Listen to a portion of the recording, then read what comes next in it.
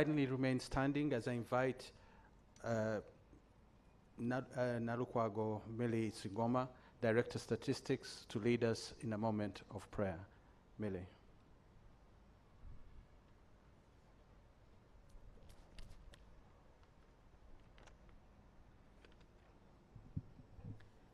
Father God, we praise you for this Professor EMMANUEL TUMUSIIME MUTEBILE Memorial Lecture and your purpose for it. We know that when we gather, you always have a divine agenda. We thank you, Lord, for our dear leaders here present. We thank you, Lord, for all dignitaries here present. We thank you, Lord, for every seat that has been filled here today, physically, and those participating online. For each mind and heart that feels the presence of this lecture, we thank you, Lord. We thank you, Lord, for the gift of our late Governor, Professor EMMANUEL TUMUSIIME MUTEBILE, for the time you gave him to us, his legacy of bold leadership, dedicated service, good governance, and staff welfare to us at the Bank of Uganda. We continue to pray for strength to his dear wife and family members. We thank you, Lord, for his legacy as a seasoned professional economist and patriot that steered macroeconomic transformation of our country, Uganda. Our prayer today, Lord, is for multiplicity of these great qualities in us, Lord, as we celebrate his legacy. May your will be done through this lecture. Take what we have prepared and multiply our efforts as only you can, Lord. Strengthen our confidence in who you have made us to be and let us emulate him. Steer our intentions today to align with your righteous will. Keep love at the forefront of our minds today and guiding light for all we set out to accomplish and celebrate. Bless this lecture, all those present, and ready us to make every moment count. In God's name we pray, amen.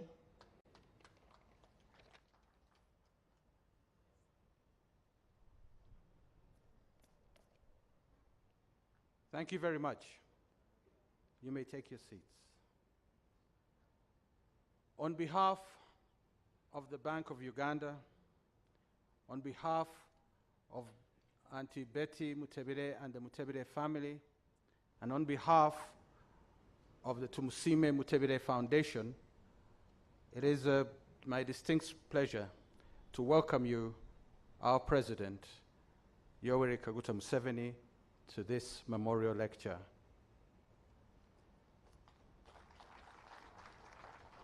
On behalf of everyone here present, Your Excellency, I also take the opportunity to congratulate yourself, the National Resistance Movement, the government, the UPDF and the NRA, and the people of Uganda on the commemoration of the 37th liberation of our country.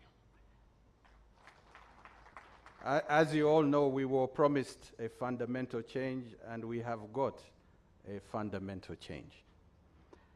Honorable Ministers, Honorable Members of Parliament, the Right Honorable former Prime Minister Amama Mbabazi, Mrs. Betty Mutebile and family, our distinguished keynote speaker from the IMF, Abe Selassie, most welcome, Dr. Donald Kaberuka from Southbridge Group, you're most welcome, sir, and Dr. Patrick Njoroge, the Governor, the Central Bank of Kenya, you're most welcome. I want to recognize Your Excellencies, ambassadors and high commissioners, the heads of diplomatic agencies, the board of Bank of Uganda, and the staff of the Bank of Uganda, led here by our Deputy Governor, members from the banking sector and the private sector, ladies and gentlemen, this afternoon we will be celebrating the legacy of Professor EMMANUEL Tumusiime Mutebile. And I'd like to begin by inviting my co-MC to give a background bios of our keynote speaker and our discussant, Mr. Victor Walusimbi.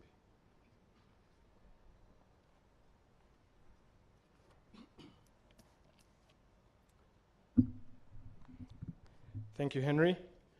Good afternoon, ladies and gentlemen. Mine is simple. It is to give you the profiles of our speakers, distinguished speakers, our guest speaker, and the discussants. And I will start with our guest speaker, Mr. Abebe Emro Selassie. Ladies and gentlemen, Mr. Abebe Emro Selassie is the director of the African Department at the International Monetary Fund, that's the IMF, and he has held this position since 2016. In that capacity, he oversees the IMF's operations and engagements in at least 45 countries across sub-Saharan Africa, and his other responsibilities include building strategic partnerships and dialogues with senior policymakers and institutions across sub-Saharan Africa. Before taking up his current position, Mr. Selassie had held several other senior positions at the IMF. He was the deputy director in the African Department.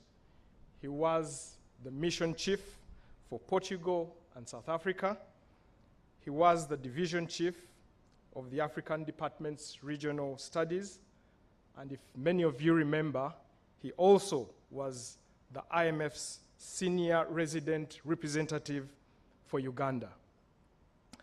Earlier, he led the fund's lending programs in Turkey, Thailand, Romania, and Estonia, and was also very deeply involved in policy, operational reviews, economic research, and many more. Before the IMF, Mr. Selassie worked for the Ethiopian government as a principal economist in the office of the president and also as an economist at the Economist Intelligence Unit in London, specializing in sovereign credit risk issues. So if you have anything to say about sovereign credit rating for anyone, he is the right man. Dr. Abebe, you're very welcome. Next is our discussant, Dr. Donald Kaberuka. Dr. Kaberuka is currently the board chair of the Global Fund, as well as the African Union High Representative for the Peace Fund. He also is the chairman and managing partner of Southbridge, and Southbridge is a Pan-African financial advisory and investment firm with offices in Abidjan, Kigali, Paris, and London. Previously, he served as the 7th president of the African Development Bank between 2005 and 2015, and there he was credited with the expansion of the AFDB's reach and impact. During his 2 terms as president of the AFDB, he led from the front on infrastructure expansion. He promoted private sector development and economic integration. And at that time, the AFDB played a major counter-cyclical role during the 2008 financial crisis to enable African countries in weathering that crisis. Prior to joining the AFDB, Dr. Kaberuka served as Rwanda's Minister for Finance and Economic Planning between 1997 and 2005. Dr. Kaberuka, once again, we are happy to have you. We have Dr. Patrick Njoroge, and Dr. Njoroge is the 9th governor of the Central Bank of Kenya. Many of you know it as the CBK. and has been in this office since June 2015. At the CBK, he has overseen a significant overhaul of the banking system in Kenya, including the launch of the first Kenya Banking Sector Charter. What is this charter about? It's basically about ensuring that all institutions in the banking sector in Kenya entrench responsible and disciplined banking, taking cognizant and being responsive to the unique socio-economic needs of the people of Kenya. He has also been keen on facilitating the growth of the micro, small, and medium-sized enterprises, MSMEs, which has been the key engine of growth for the Kenyan economy. Dr. Njoroge, before joining the CBK, he also had a 20-year career at the IMF, so we have quite a bit of IMF here. And there, he was advisor to the IMF's Deputy Managing Director from December 2012. He served as the Deputy Division Chief at the IMF's Finance Department between 2006 and 2012, and he served in many other capacities between 1995 and 2005. Prior to that, he served as an economist at Kenya's Ministry of Finance. Dr. Njoroge, we're happy to see you. Lastly, ladies and gentlemen, our own Dr. Michael Atingi Ego.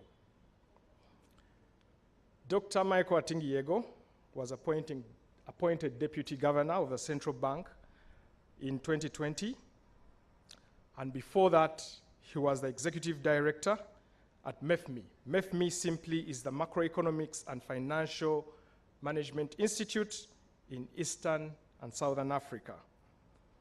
Before MEFMI, he also took up an assignment at the IMF, and here he was instrumental in enhancing effectiveness of their capacity development, modernizing monetary policy frameworks in developing countries, improving economic statistics in several countries, and many others. Before the IMF, he served at the Bank of Uganda since 1984, rising all the way to the role of Executive Director Research.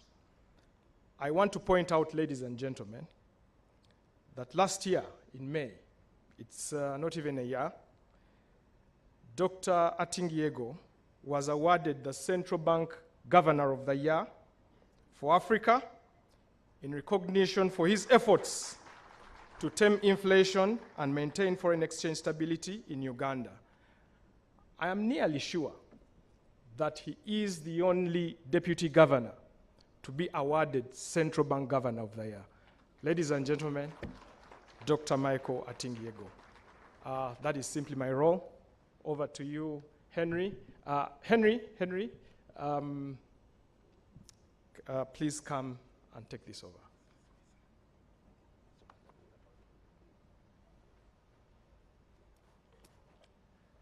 Thank you very much, ladies and gentlemen, and all our speakers coming forward.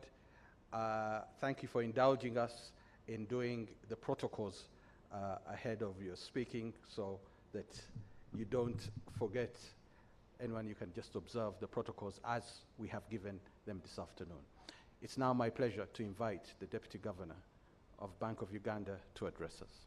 Thank you, sir.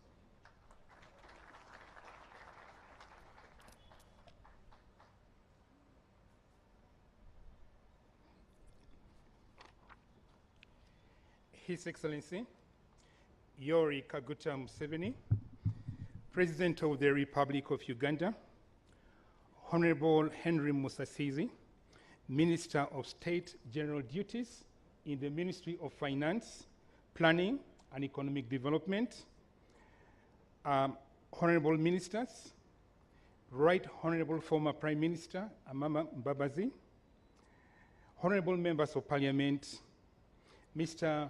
Abebe Ambrose Salasi, Director of the African Department of the IMF, who is our guest speaker, Dr. Donald Kaberuka, the 7th President of the African Development Bank and Chair of the Global Fund, Dr. Patrick Njoroge, Governor of the Central Bank of Kenya, members of the Board of Directors, Bank of Uganda, Mrs. Betty Tumusiime Mutebile and the Mutebile family, members of the board of the EMMANUEL TUMUSIIME MUTEBILE Foundation, distinguished guests, ladies and gentlemen, a very good afternoon to you all. It's my singular honor, pleasure, and privilege to welcome you to this lecture in remembrance of our dearly departed gallant governor, the late Professor EMMANUEL TUMUSIIME MUTEBILE. I welcome you all to this celebration of a life well lived on behalf of the Bank of Uganda Board of Directors, management, and staff. We thank you all for honoring our invitation to this celebration of a fruitful legacy, this veneration of exceptional leadership, and this tribute to an exemplar of the African reality of the Ubuntu or Ubuntu. Sir Isaac Newton, an English mathematician and a physicist, wrote, I quote, "If I have seen a little further, is by standing on the shoulders of a giant," unquote. So, we have convened this memorial lecture to proclaim that we stand on the shoulders of the giant known as the late Professor EMMANUEL TUMUSIIME MUTEBILE. Our governor was an intellectual giant, an economic policy giant, and a central banking giant. We stand on the shoulders of this gentle giant with a generous hand and a thundering voice that still echoes across the hills of Kigezi to the world. Our governor was a great listener whose silence was golden. He was a candid and a bold truth teller who spoke with a passion of his conviction, a strong leader who governed decisively. Rather than leaving us scared and disfigured, the wounds of his saddening loss are smoothly covered by a rich legacy with which we are resilient and thriving. He endowed us with the legacy of pedigree in courageous, pragmatic, and progressive policy making that has enabled the Bank of Uganda to successfully navigate the shocks hitting the economy in a world of radical uncertainty. Heeding to the late governor's spirit of Ubuntu, the Bank of Uganda is now focused on the impact of its policies and operations on the people we serve, as stated in our updated mission statement, which reads, quote, "To promote price stability and a sound financial system in support of socio-economic transformation in Uganda," unquote. He was instrumental in designing and implementing the economic reform program for stabilizing, rehabilitating, and reforming the Ugandan economy from the 1990s forward. To date, Uganda's sound macroeconomic management and openness offer remarkable economic opportunities and attract foreign capital. The rich gifts of Professor Tumusiime Mutebile's legacy, including the artifacts related to his illustrious career, economic policy prowess, and scholarships, have been curated by Mrs. Betty Tumusiime Mutebile for sharing with the world through the Tumusiime Mutebile Foundation. Honorable Matthew Rukikairi leads the board of the Tumusiime Mutebile Foundation. The late governor meant the world to the Bank of Uganda, and we call upon all who cherish Professor Tumusiime Mutebile's contribution to the economic development of Uganda and Sub-Saharan Africa to join us by supporting, facilitating, and promoting the Tumusiime Mutebile Foundation. The African icon, Nelson Mandela, said, quote, "Men and women of rare qualities are few and hard to come by, and when they depart, the sense of this loss is made, the more profound and the more difficult to manage, unquote. Our governor was rich in rare gifts. Unfortunately for us, he is immortalized by a legacy that powers us forward. He lives in our hearts and our minds. Your Excellency, the late Professor Tumusiime Mutebile's legacy would not have been possible without your support and confidence in him. We thank you for believing in him and providing the most solid political backing for fiscal discipline and central bank independence. Your visionary support and promotion of sound financial and economic policies aligned with the best practices for a developing country inspire economic confidence. We thank you.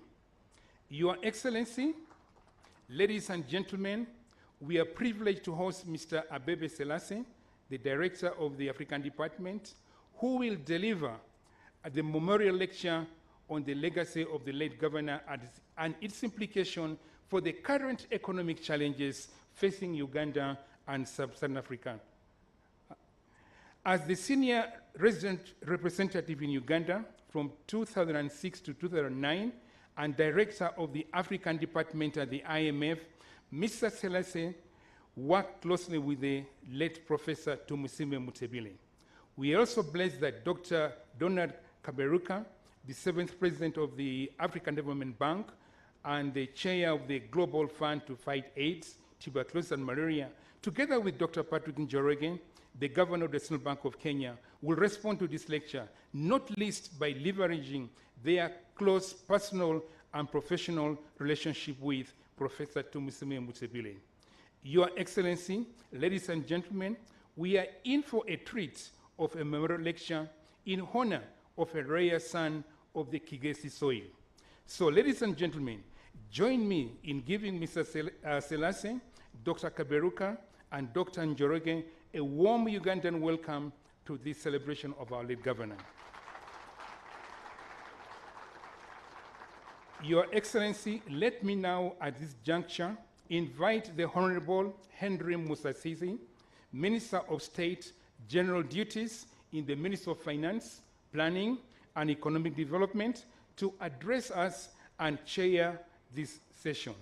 I thank you all for listening to me, and God bless you.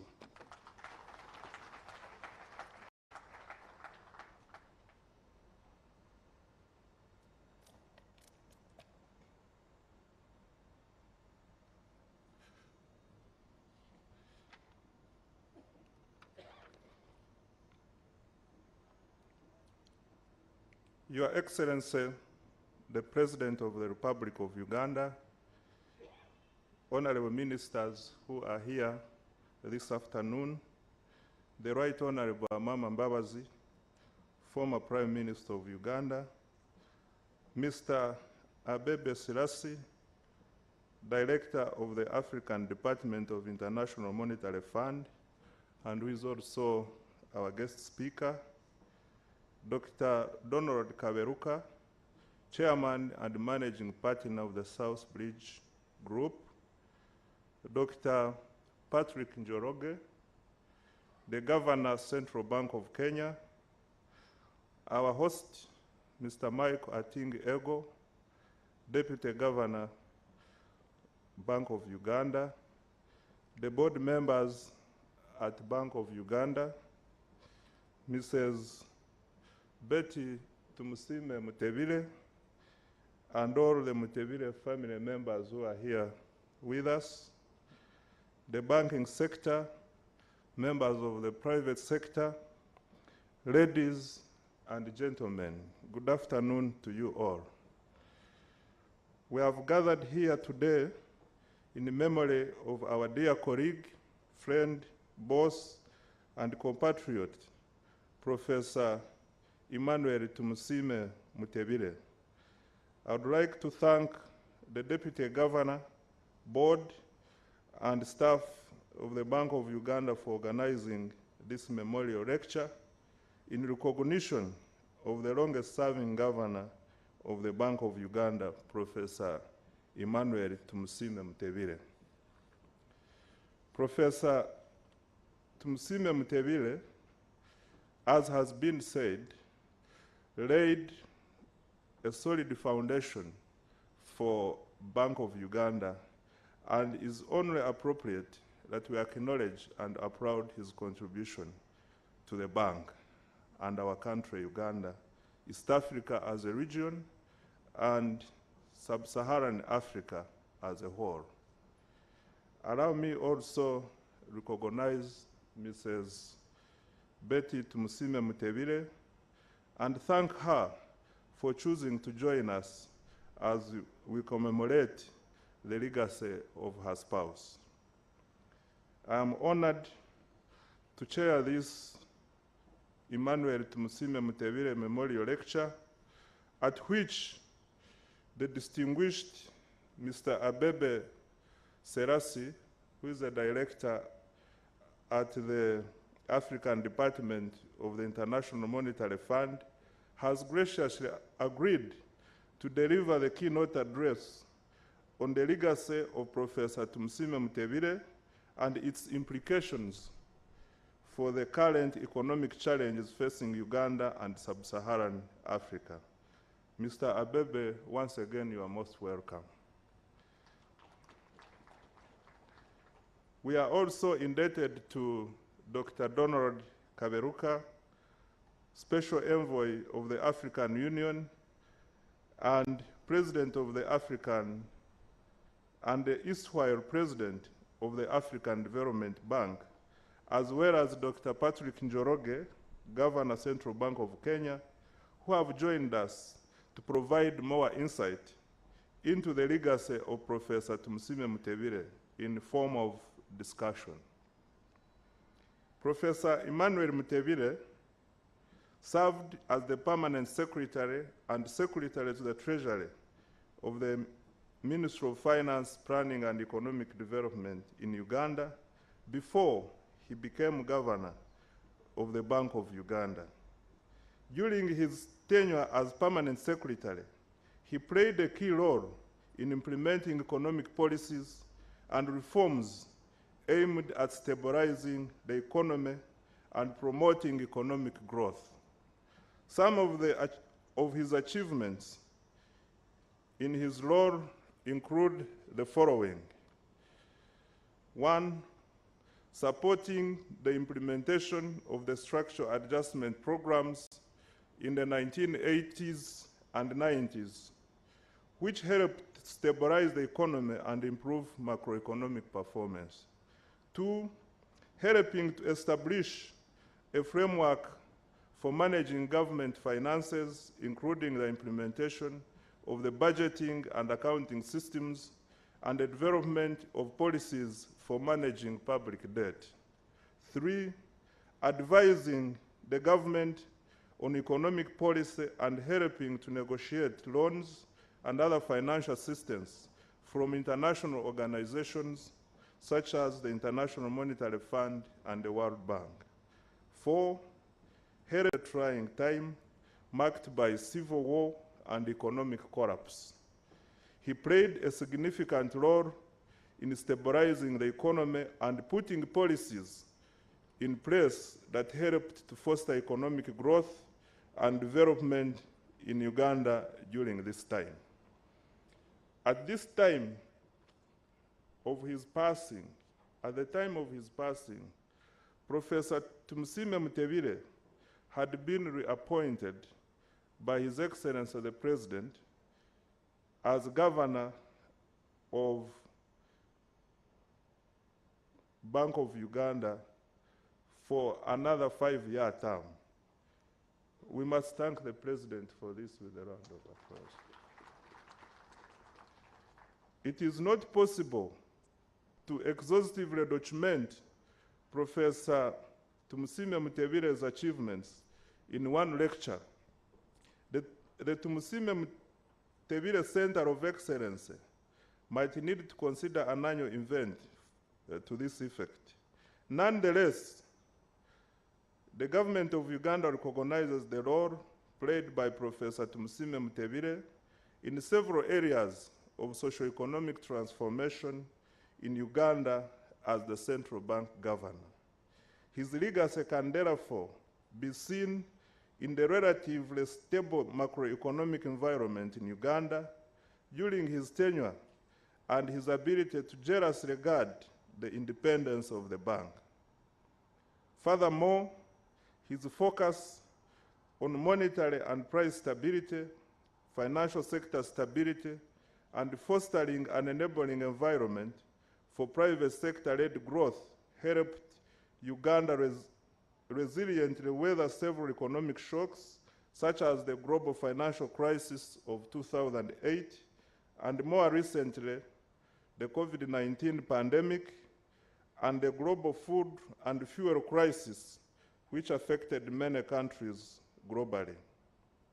He championed the drive to enhance financial inclusion, cognizant of the role in poverty and inequality reduction, and contribution to a country's economic growth while broadening the investment options. It is our hope that through financial inclusion, we can provide affordable financial services for the poor and the vulnerable groups. This, in turn, will unlock various financial opportunities to improve their well-being and close the economic and social gap. Financial inclusion will create a link between the previously excluded groups and the formal economy. Under the governorship of Professor Tumusiime Mutebile, Bank of Uganda, together with the government of Uganda, aimed to increase the banked population in Uganda through promotion of the following financial inclusion initiatives. 1, Small Business Recovery Fund. The Small Business Recovery Fund was established in 2021 to facilitate the provision of loans to small businesses that suffered financial distress from the effects of COVID-19 pandemic and have the potential for recovery once availed financial support. The Bank of Uganda manages the fund on behalf of the government of Uganda. Number 2, the Agricultural Credit Facility Fund. The Agricultural Credit Facility Fund was set up by the government of Uganda, represented by Ministry of Finance, Planning and Economic Development, and it commenced operations in October 2009.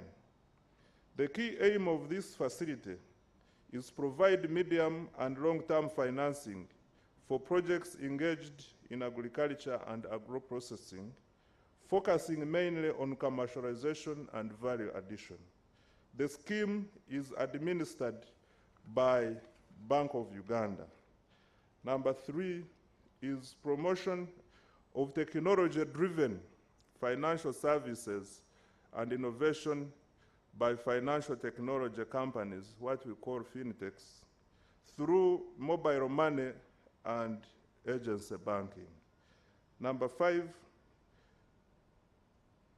designing a regulatory framework for the Tier 4 institutions that includes the regulation of SACCOs. Number 5, development of an effective framework for financial literacy and financial consumer protection. And lastly, number 6, he developed proposals to amend the Financial Institutions Act of 2004 to provide for Islamic banking and finance. In all these efforts, Government of Uganda and Bank of Uganda are mindful of the need to coordinate efforts with partners in the East African community. Your Excellency, distinguished guests, ladies and gentlemen, without preempting the guest speaker's presentation, I now take the pleasure to invite Mr. Abebe Serasi, Director of the African Department at the IMF, to deliver his much-awaited lecture. We are eager to listen to your experience, your expertise, having worked closely with Professor EMMANUEL Tumusiime Mutebile. Mr. Sarasi, the floor is now yours. I thank you.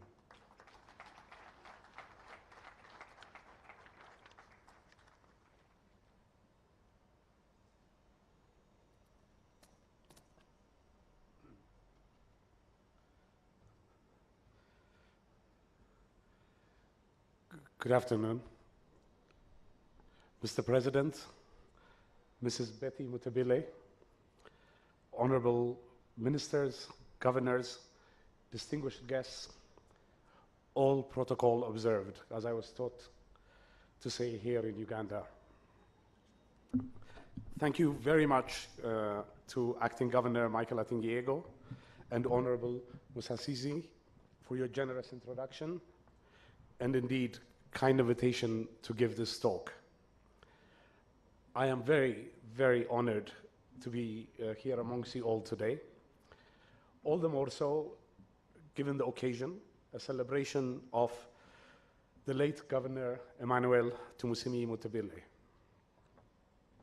I have to, though, also admit to being very intimidated. Many of you have known him for so much longer than I ever could have, and have worked much closer to him than I ever did. The only thing I can say in mitigation is that perhaps on occasions like this, the perspective of an outsider is no bad thing. Let me say a little bit about my association with the late Governor Mutebile. I first met him in 2006, as has been explained, when I moved to Kampala to work as resident representative for the IMF. But I knew of him quite a bit and his work well before I came here, including his personality. Mission teams that came to visit Uganda would always talk about how powerful a policymaker he was, his brilliant ideas. So I knew quite a bit about him. The 3 years I spent here, I got the opportunity to work very closely with him and learned a tremendous amount from him. Our acquaintance hence forged. I continued to benefit immensely from our engagements since then through many interactions from afar in Washington and on my very occasional visits here. Given the range of issues that the late governor has worked on during his distinguished career as a policymaker, when Deputy Governor Michael Atingiego asked me to give this lecture, I had to think quite a bit about what I could focus on. I settled on what issues Governor Mutebile would have focused on to help Uganda and indeed other African countries navigate through the current rather difficult global economic conjuncture and mounting geopolitical tensions. The rest of my intervention is accordingly structured as follows. I will start by setting out the global and regional context. I shall then highlight the evolution of key development indicators in Uganda, with a particular emphasis on how the country compares with its peers. And playing off this, I will highlight a few priority policy areas that would help reinvigorate Uganda's development progress. Something, of course, that the governor dedicated his whole life to. I will then finish with a few concluding thoughts. Starting with the global and regional context. In the wake of the COVID-19 pandemic, extensive fallout from Russia's invasion of Ukraine, synchronized and marked tightening of global financial conditions, heightened macroeconomic imbalances are back with a vengeance as the first order economic priority facing many countries around the world, advanced countries, but also many African countries. The ways that these imbalances are presenting themselves and their context varies from country to country, but in the broadest of terms, imbalances have been typified by, first and foremost, surging inflation. In many of our countries here in Africa, this has mainly been on account of spillovers from international developments, reflecting the sharp increases in international food and fuel prices in particular, triggered mostly by Russia's invasion of Ukraine. But also, with hindsight, what has proved to be rather aggressive counter-cyclical fiscal stimulus by many advanced countries, and of course, COVID-induced supply chain disruptions. Take Uganda. Inflation at the end of 2022 stood at 10.2%. This compares with about 3% at the end of 2021, and even lower at end 2019 on the eve of the COVID pandemic. So a significant jump in inflation. Second way in which macroeconomic imbalances are presenting themselves are acute debt pressures. The level of public indebtedness across the world has gone up, markedly so in recent years. This reflects a range of factors, including relatively easy financing conditions globally, which, at least for a while, facilitated higher safe debt levels. Second, the adverse balance sheet effects of major global shocks, notably the COVID pandemic, which particularly in Africa has had a marked impact on economic and developmental outcomes. And then the third factor behind acute debt pressures, of course, is the large development spending that has been undertaken by many of our countries. The third way in which macroeconomic imbalances are presenting themselves at the moment across the world is through constrained financing. A corollary to mounting debt pressures, and indeed a factor that has contributed to these pressures, is the marked increase in the cost of financing facing most developing countries in particular. This is a much overlooked point often. Take Uganda. Through 2005 or so, official development assistance, a non-trivial share of which was channeled through the budget, was in the range of 12 to 14% of GNI each year. This contrasts with just 6% of GNI between 2015 and 2019. The effect of this has been to raise the weighted average cost of financing facing most developing countries. As countries have not filled this gap via revenue mobilization as much as they have via expensive market financing, both domestically and externally. And at the current conjuncture, access to even such market financing, particularly from abroad, has of course become more tenuous. The fourth and last way in which macroeconomic imbalances are presenting themselves in our countries is, of course, the pressure on exchange rates. As major central banks have tightened monetary policy aggressively to contain inflation, it has pulled capital out of most developing countries. The result, not surprisingly, has been strong pressure on exchange rates and foreign exchange reserves as countries have tried to resist the pressure. I should also add here that it is not just economic headwinds that emerging and developing countries are facing, but also geopolitical tensions, which are beginning to hamper closer global integration. Specifically, geopolitical fragmentation, an ongoing phenomena amplified, though not generated by the war in Ukraine, has started to disrupt trade and investment flows, dislocating global value chains and raising production costs. Globalization over the last several decades has been a powerful phenomenon that has lifted hundreds of millions of people out of poverty and impacted our African people beneficially. If, as it's threatening to, globalization goes into reverse, it will compound our current economic difficulties.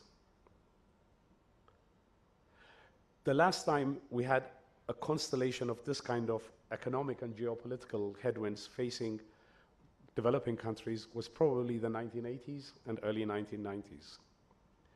When I recently mentioned this to a colleague She mentioned that I was overlooking the global financial crisis of 2008-9. But I think the effects of that crisis were much more limited in most African countries because of the region's then limited integration into global markets.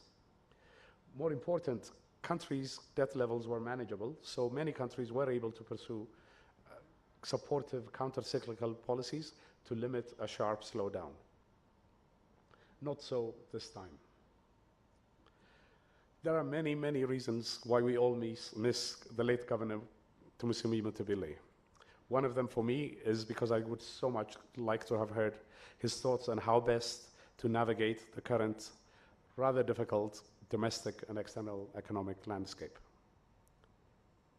One source of consolation for me, at least, is watching Governor Mutebile's much beloved Bank of Uganda sustain his legacy of responding adroitly to these emerging macroeconomic pressures, led by Deputy Governor Michael Atingiego and his staff. Thank you for sustaining his legacy.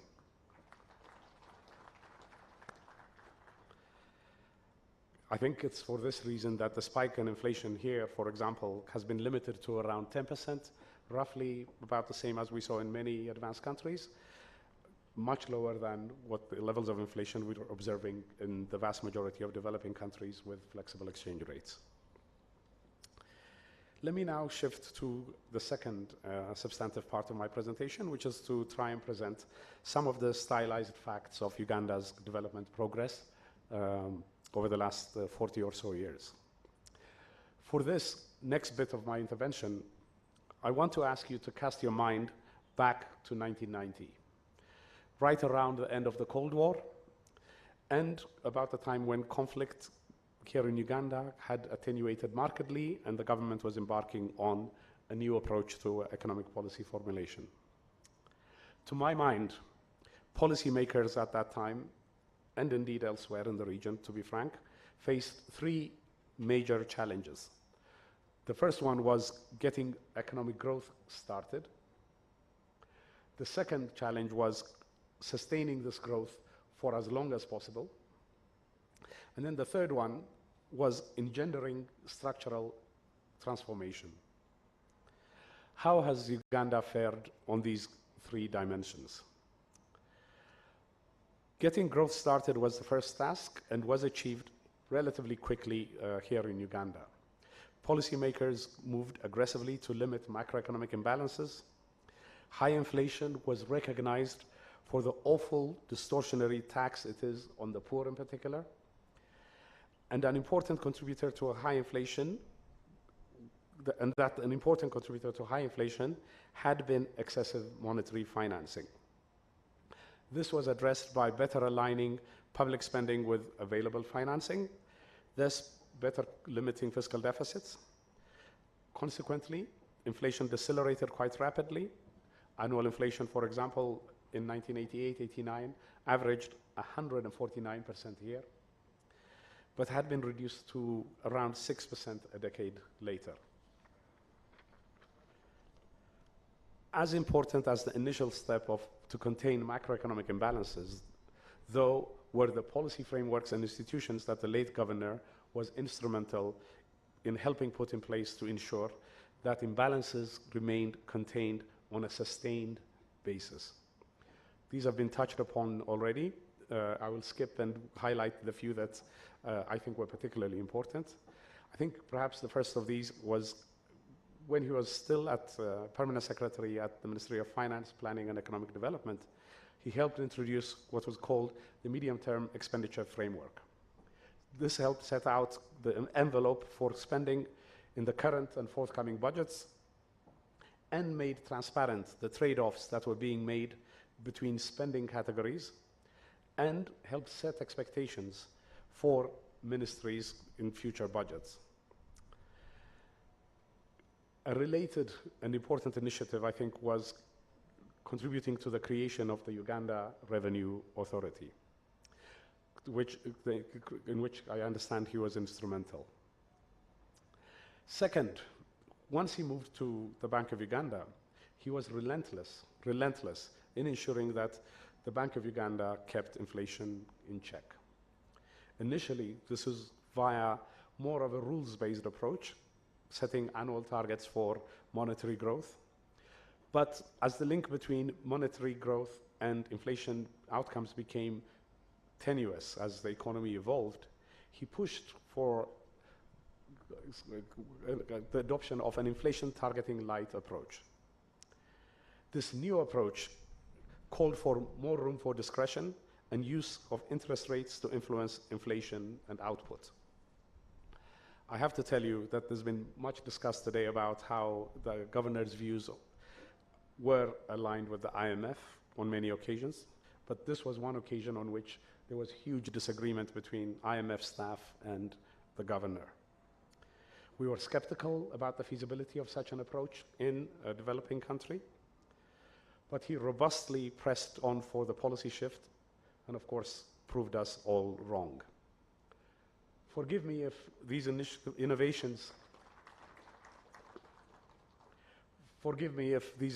sound rather technical and boring, but I can assure you that they were the basis through which macroeconomic stability was assured, and it was on this foundation that growth was to be sustained for several decades here in Uganda. The second challenge that I mentioned earlier, that of sustaining sufficiently high growth, I think I've given the cat away by saying that this is a feat that Uganda has achieved rather well over the years. Between 1992 and 2001, Uganda's real GDP growth averaged around 7% per year. It was almost double the median sub-Saharan African or EAC average growth rate. Uganda's growth rates in those years was impressive, even compared with the Asian success stories of the likes of Vietnam and India. To be sure, growth has slowed a bit over the past decade, with Uganda falling behind its Asian peers in particular, but it still continued to outperform the median sub-Saharan African country. That said, high population growth over the same period has meant that the gains were less rapid in per capita terms, especially between 1992 and 2011, whereas per capita income increased threefold in Vietnam. It increased just twofold in Uganda. Still, I do not want to diminish Uganda's achievement. Such uninterrupted growth for a landlocked country with the security challenges and associated spillovers that have prevailed in the region is a truly commendable feat.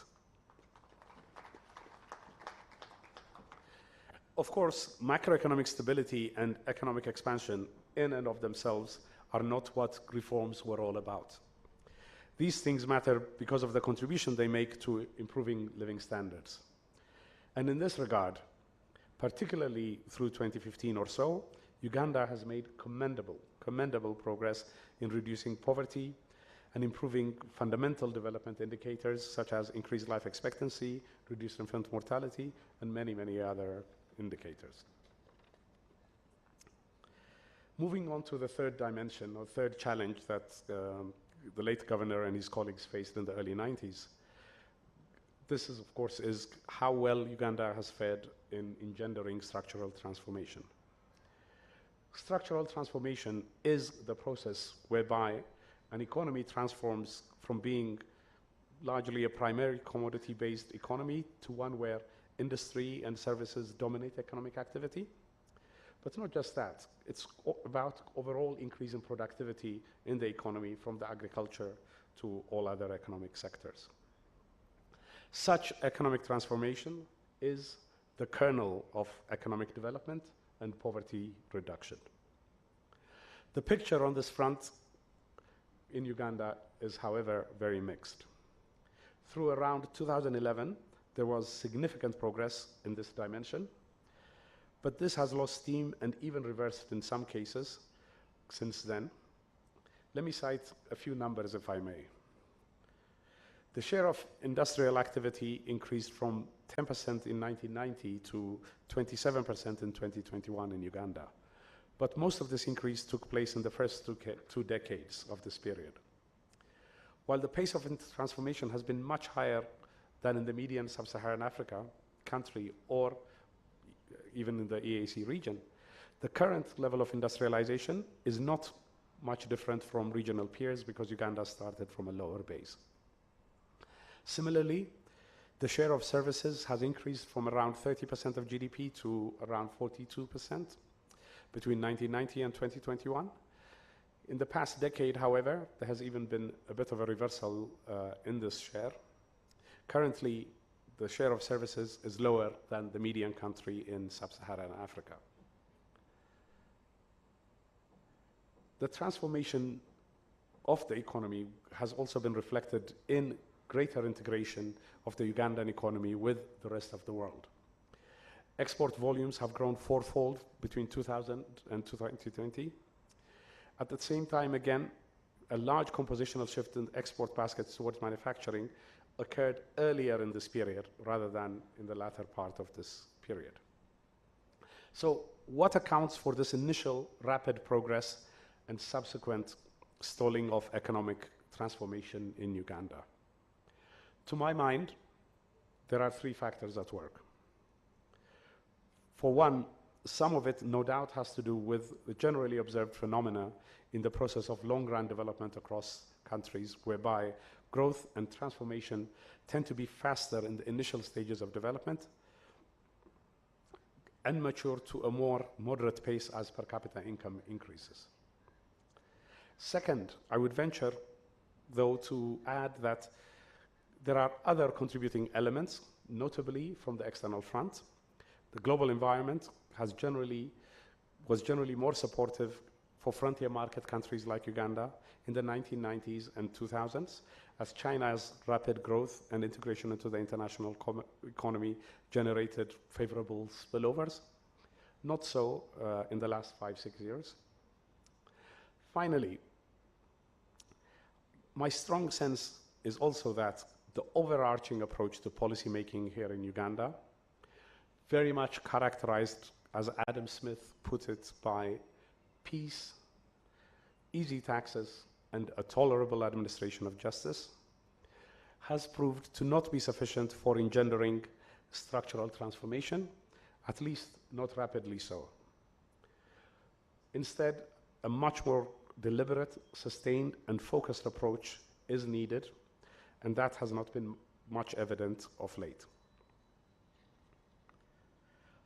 Against this backdrop, what policy priorities might the late Governor Tumusiime Mutebile have settled on to reinvigorate structural transformation?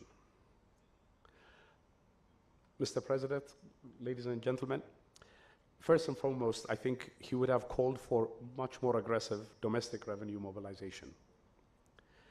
Let me make the case for this as I think he would have very directly. For one, the government has much spending and investment that it needs to undertake, and alternative financing sources to revenue mobilization are scant. Second, Uganda is doing rather poorly in terms of revenue collections relative to its peers and the amount of debt that needs to be serviced. As a share of GDP, tax revenue collections remains below 15%, much lower than the EAC average, much less what is observed in many other developing countries. And this shortcoming becomes even more obvious when we compare the ratio of interest payments to tax revenues. In Uganda, it currently stands at 20%, compared to 11% on average in the EAC and 9% on average in the rest of sub-Saharan Africa. When you compare the level of debt in Uganda with other countries, it does not stand out because public debt as a ratio to GDP stands at around 50%, well below the 64% SSA average. But in terms of debt servicing capacity, Uganda is clearly not doing so well. It is for this reason that I strongly believe that the late governor would have focused on revenue mobilization like a laser beam as a priority challenge. This is not something that requires just technical solutions like improving tax administration, narrowing tax exemptions, expanding the tax base, but also quite a lot of political will. One of the most impressive things about being an occasional traveler here to Kampala is just how much the skyline, infrastructure, and the nature of business activities continue to transform remarkably between visits. It is very, very clear that, facilitated by the strong investment, public investment in infrastructure in particular, that the government has been making, businesses are making quite a lot of money. And rightly so, of course. But the government, I don't think, is getting its fair share in capturing the rate of return through taxes on all of the investments it has been making over the years. I know that one concern is that more revenue collection will deter robust business activity. But as I noted above, the level of taxation here is much below the threshold where higher tax collection could disincentivize investments. Besides, if spending is not going to have to be squeezed further, or the fiscal deficit to widen and cause debt problems, there really is no alternative to further increasing tax collections. The second priority that the late governor, I think, would have identified to engender structural transformation, I think, is the importance of further human capital investment for climbing up the value-added ladder. In Uganda, both secondary and tertiary enrollment have been lower than in the sub-Saharan African average, and well below the level, of course, of many lower middle-income Asian countries. Also, in the context of recent school closures during the pandemic, learning losses have been significant, and the risk that children will not return to education have increased. I think focusing on this area is particularly important now as Uganda begins to experience a rising demographic dividend, with the working age share of population set to increase in the coming decades. Fully reaping the benefits of this dividend will require investing in skills of the working age population to enhance their employment prospects. The third policy priority is financial sector development. I know from conversations that I have had with the late Governor Tumusiime Mutebile that limited progress in financial deepening was a source of deep disappointment. The most telling number in this regard, I think, is the rather low level of credit to the private sector as a share of GDP. In the average sub-Saharan African country, this stands at about 40%. In Uganda, 14% of GDP. Just 1/3 of the sub-Saharan African average. Why does this matter, and why has financial deepening disappointed? It matters because the process of structural transformation requires the movement of labor and capital from one part of the economy to another. And this, in turn, requires new investment by firms and economic agents. Often, in the early stages of development, this tends to be financed through retained earnings and profits.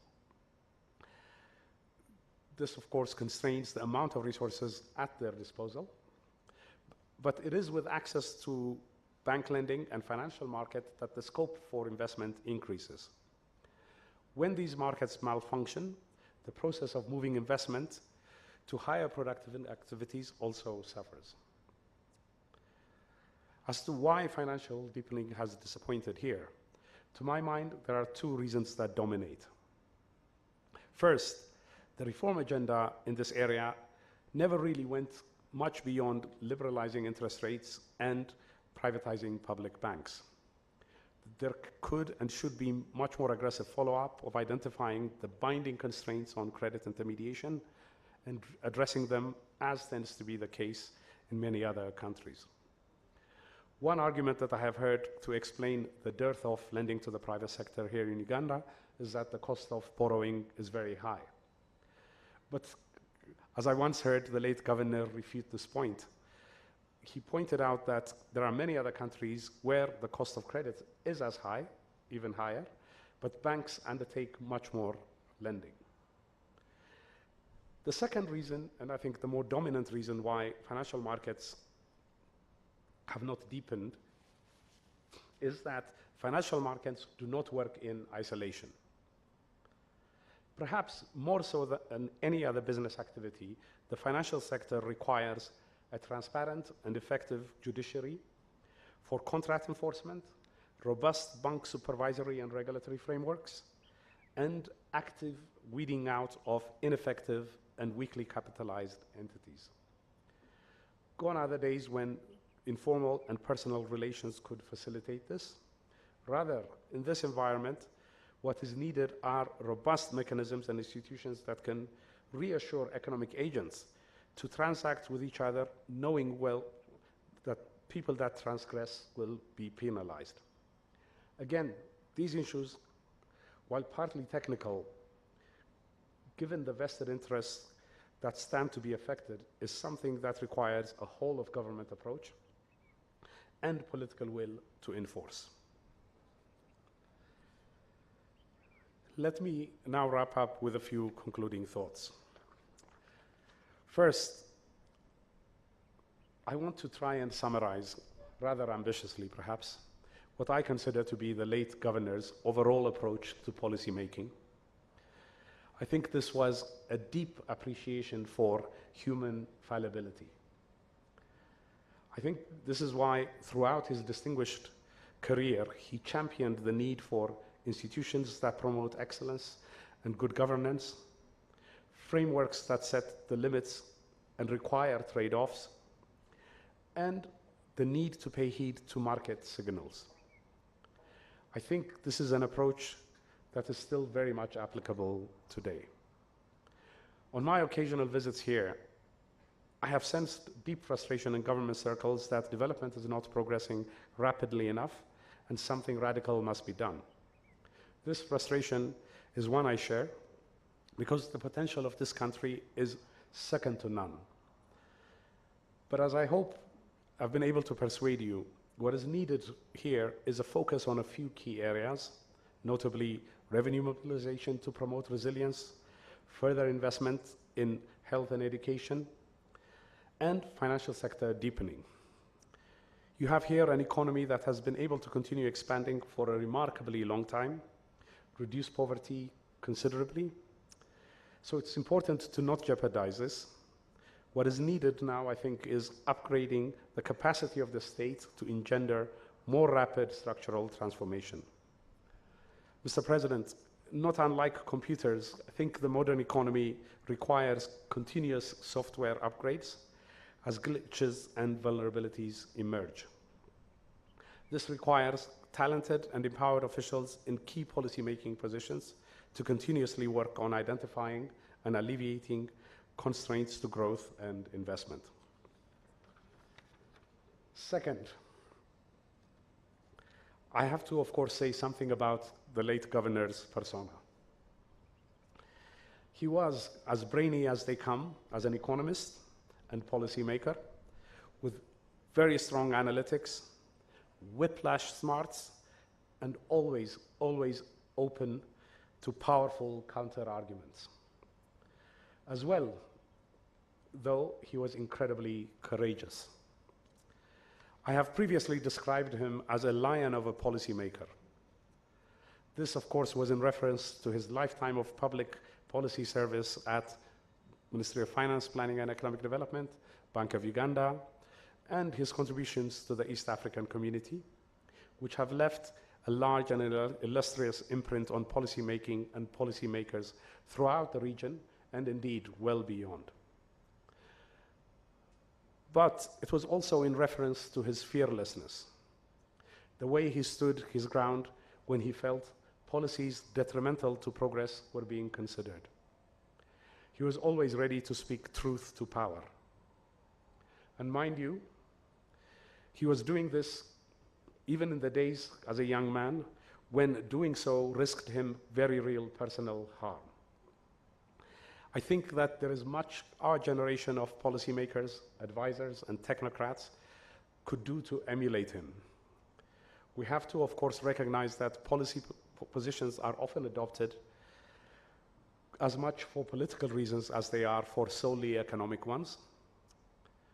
But an important way in which we can all pay homage to the incredible success and legacy of the late Governor Tumusiime Mutebile is by making sure that we compellingly make the case for the appropriate course of action and laying out the consequences of failing to do so. Finally, as the occasion has called for, I have centered my remarks around the late governor, the humble, generous, and often shy person that he was. He would probably have been a bit mortified by the sole focus on him if he was here today with us.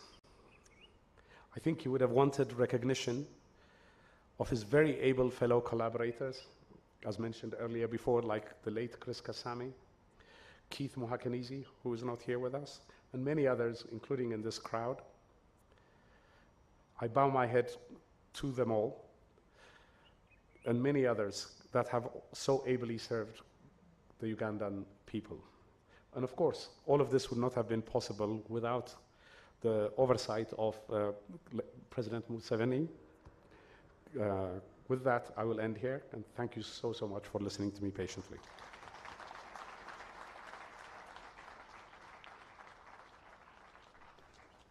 Thank you so, so much, Mr. Abebe. Another round of applause as I invite him to take the front seat on my right.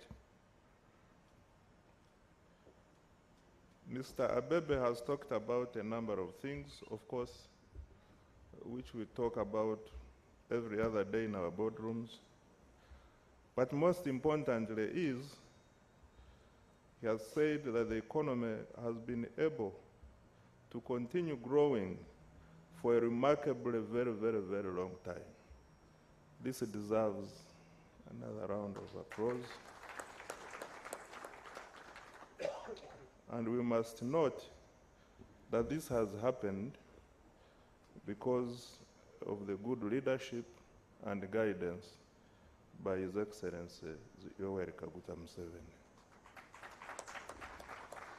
I now take the honor to invite the first discussant, Dr. Donald Kaberuka. Would you like to use this chair, or if you let him stand?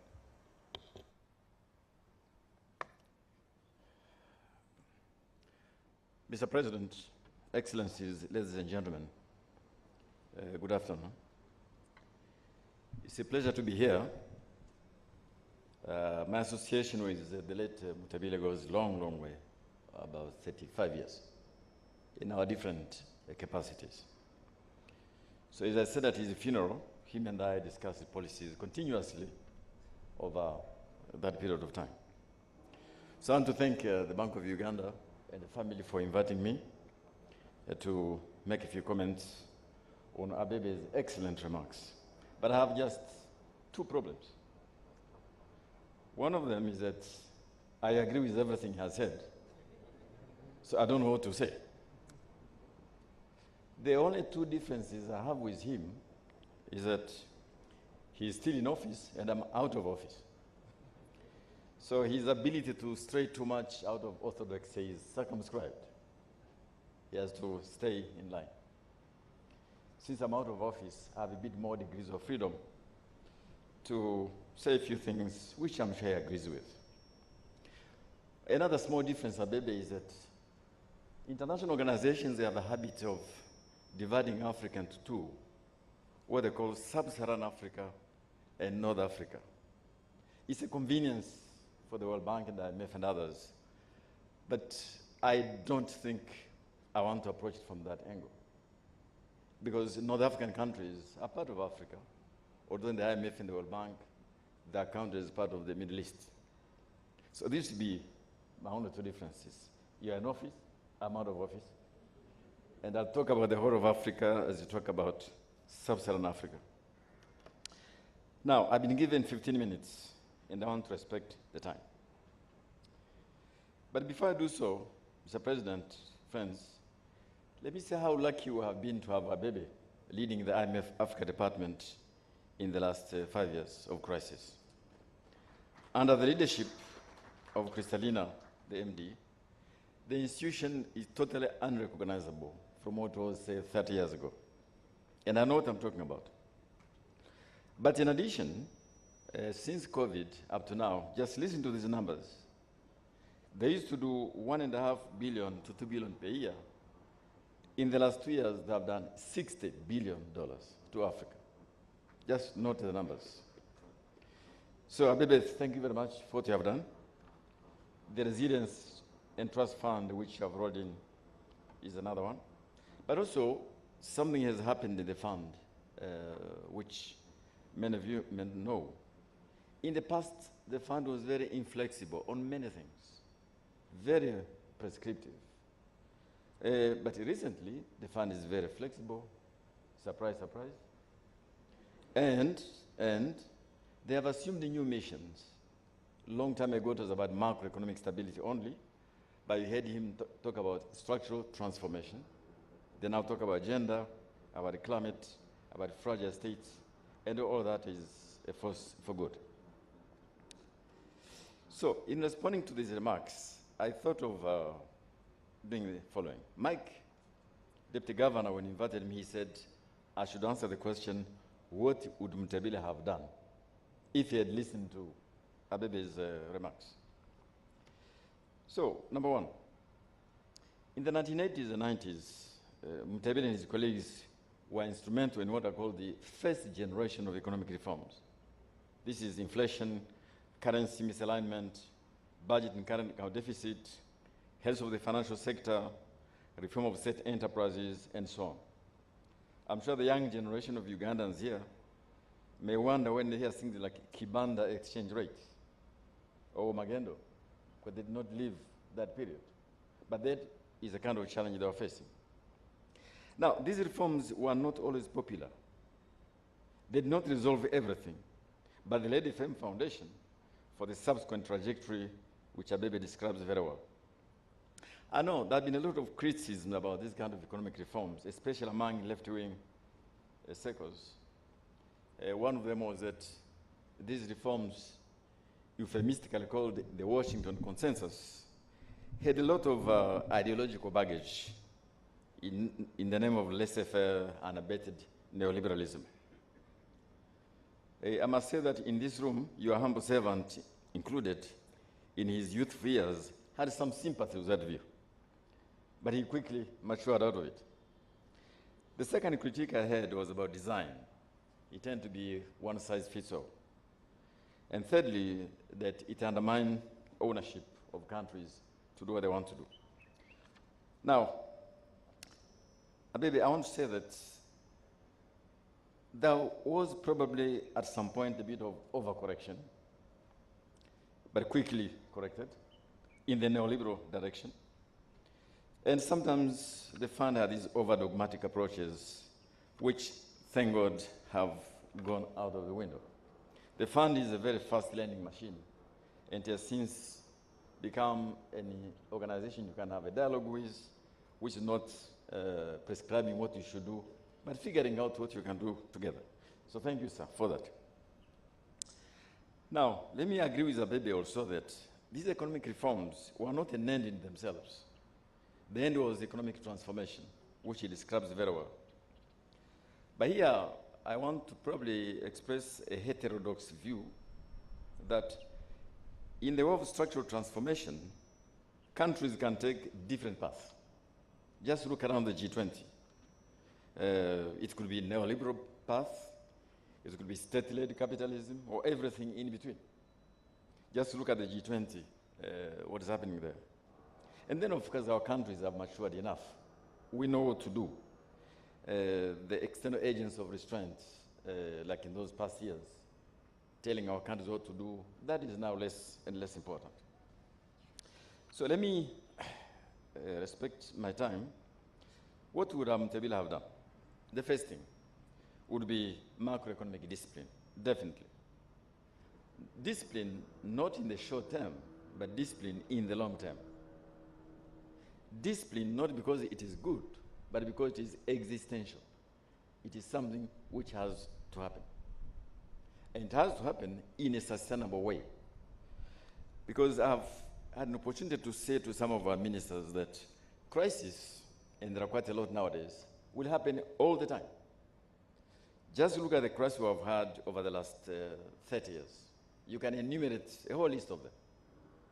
From the oil crisis in 1973, the dollar devaluation, 9/11, you can go to global financial crisis, Ebola, COVID, and now, of course, the war in Eastern Europe. So, crises are, so to speak, a new normal. The art of economic policy is about anticipating and building resilience. And that is the situation we're in right now. And I do agree with all the recommendations which the Speaker has made. Now, this issue of consistency over the long term, which was very dear to Mutebile, is very, very important. Nothing can be as damaging as a country going through economic reforms of a decade and a half, and then to throw it away because there is a crisis. It is happening now in a number of African countries, and that means attempt to avoid short-term pain. You actually invite long-term pain and high-cost reforms in the future. Consistency and avoiding volatile policies. Now, rich countries can afford inconsistency. Just look at how they responded to the global financial crisis. Nationalizing banks, printing money because they can. But we don't have that luxury. Our room for maneuver is very, very small. And therefore, consistency over long policies is absolutely critical. And in terms of that consistency, Mr. President, dear friends, I want to say that I think Mutebile would have insisted a lot about anchoring the independence of the central bank. Because all these fights on inflation, in countries where central banks are not independent in law and in fact, this is where hyperinflation, instability of the financial sector becomes a problem. It is absolutely important that our central banks, at this point in time, anchor their independence. But independence does not mean you don't coordinate. It is actually important at this time of crisis that central banks and ministers of finance, even ministries of social affairs, coordinate policies very closely. I'm not saying they should agree always. There should be always some disagreements between the Minister of Finance and the central bank governor. If there isn't, we would be concerned. But there should be close coordination for policy to be meaningful. One thing also I think Mutebile would have insisted upon, as many of his colleagues do, is that when you are anchoring discipline and discipline which imposes short-term pain, that pain must be minimized and applied to all. It cannot simply apply to some. The pain must be minimized, shared, and benefits widely distributed. So, subsidies, let me pick just one. If you're going to have subsidies, and many of our governments are now under pressure to give subsidies on transport, on food, or energy, you have to think. If you give open subsidies available to everyone, so two things will happen. It is the wealthier off who would benefit. The vulnerable people you want to protect actually get less benefits. And number two, they are very expensive. However, a policy of targeted subsidies to those who need it, which are limited in time, is the best way to go. And then you may have also to figure out, is it best to subsidize the food itself or to subsidize agricultural production? I understand our colleagues in Kenya have been having this debate, so Patrick, I look to you to tell us where it has landed, i.e., instead of subsidizing unga, you subsidize maize producers. All these are issues which I think about in terms of equity. One more thing which I think Mutebile would have insisted upon, because we're now living in a world where we're almost getting to a point of the 1930s. And I'm saying this with all the candor at my command, because what I said during the COVID crisis and vaccine access. When wealthy countries, rightly so, were looking after their own people, and we, African countries, even when money was available, could not access the vaccines.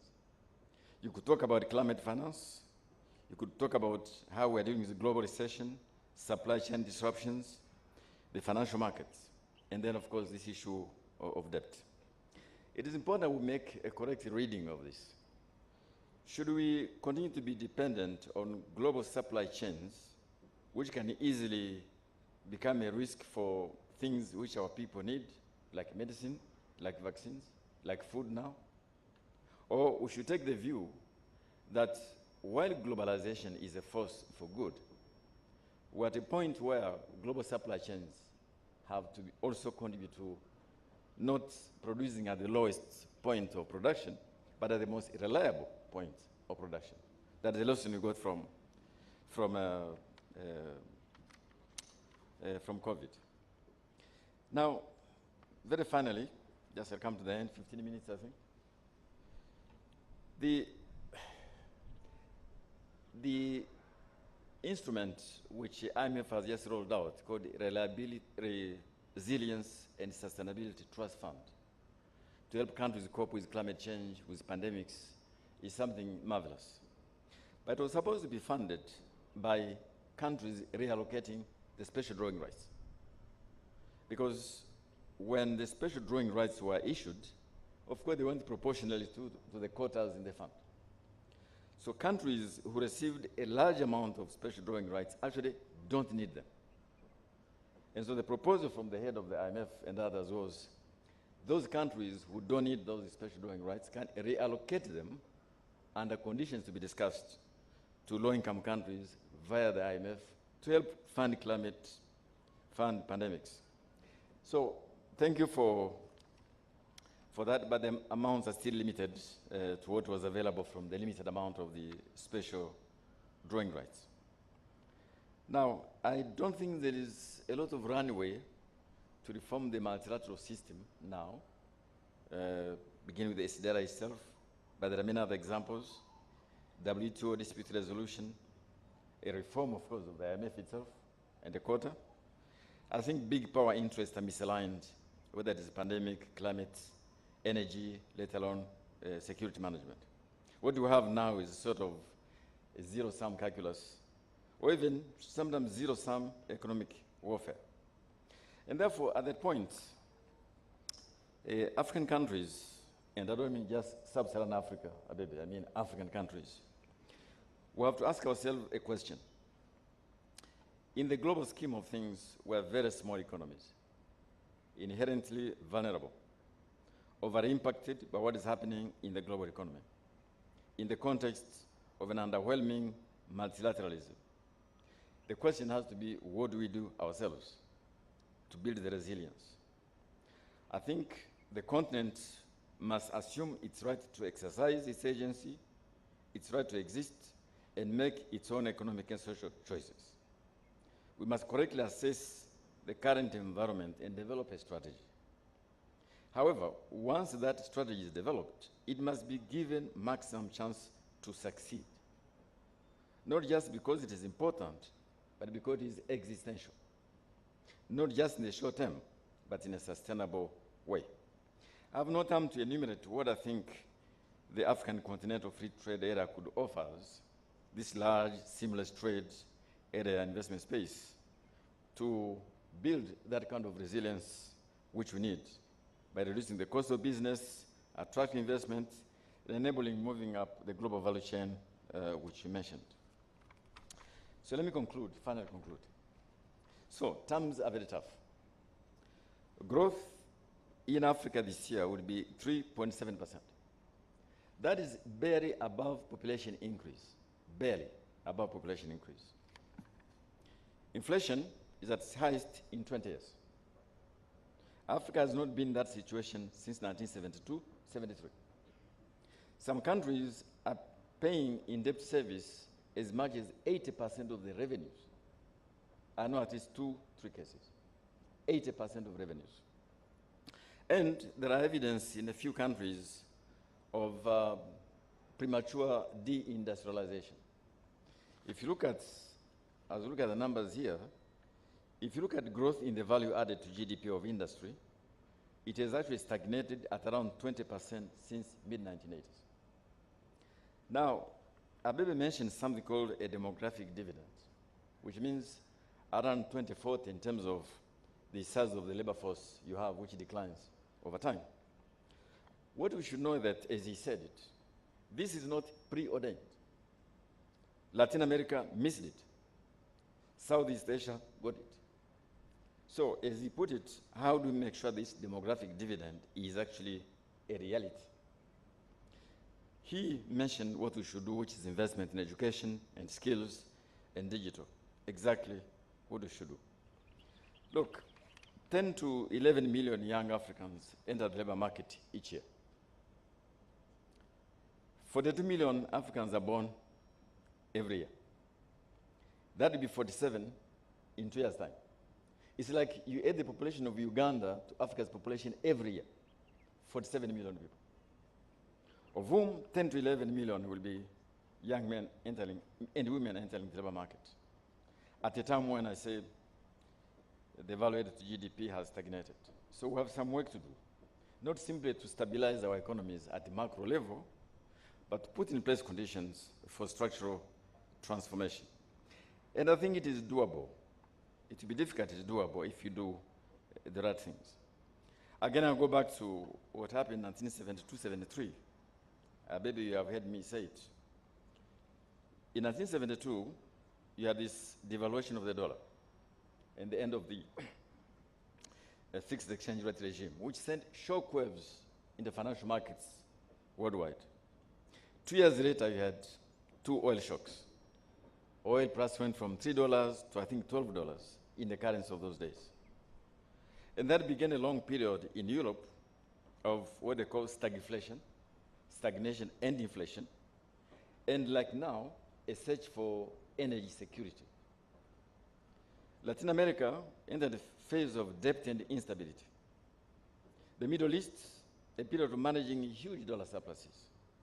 And Africa began the 30 years long march of negative per capita growth, which was reversed only around 2000. And so the fear now is that unless we stay the course of economic reforms and those structural changes we have to do, which he mentioned, the risk of a return of macroeconomic imbalances are quite high, But I believe we have what it takes to overcome that, as we have done over the last few years. So let me again thank Bank of Uganda, thank Mutebile family for inviting us. I think our colleague has mentioned a lot of achievements you have made. He knows more about that than myself. I'm only saying that if Governor Mutebile was here, he would probably say, stay the course, be consistent.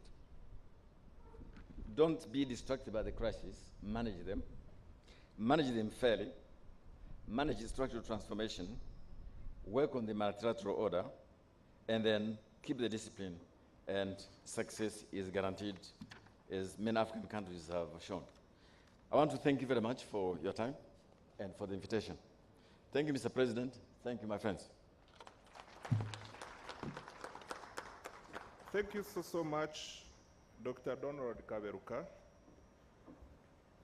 Friends, join me in appreciating Dr. Donald Kaberuka with another round of applause. As I invite him to take a seat on my extreme right, I now take the honor to invite Dr. Patrick Njoroge to sum up the discussions. Dr. Njoroge, you are welcome.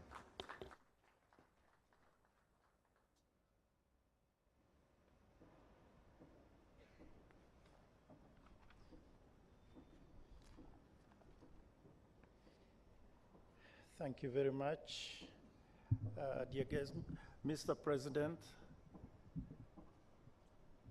honorable ministers, Madam Betty, and distinguished guests. I came to honor a fallen colleague, a friend, my older brother. And I know the discussion was directed as to follow the variable lecture, and of course for me, following also the variable discussion by my brother, also Donald Kaberuka. But I think I want, instead of maybe, I want to take a different route, if you don't mind, which is to tell you my lessons. I became the governor of the Central Bank of Kenya in June 2015.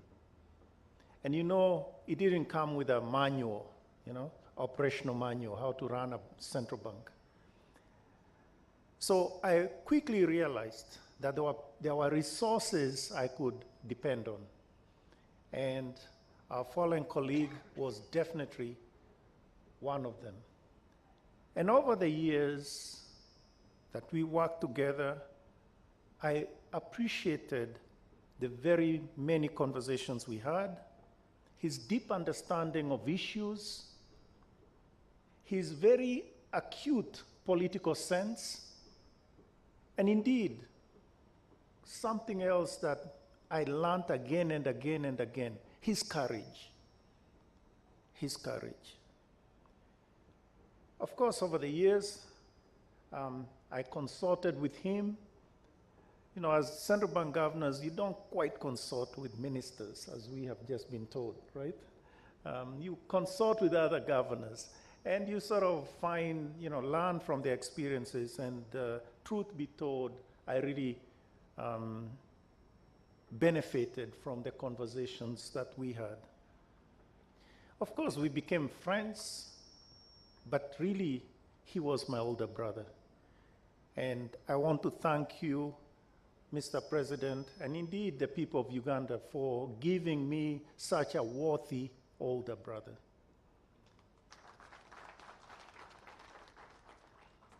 Now, having listened to him multiple times, I have begun to see how he looked at things. So I learned from him, and I I think I can sort of describe his vision, the way he explained to me various things. Frankly, as was mentioned earlier today, he can only be described as a man for all seasons.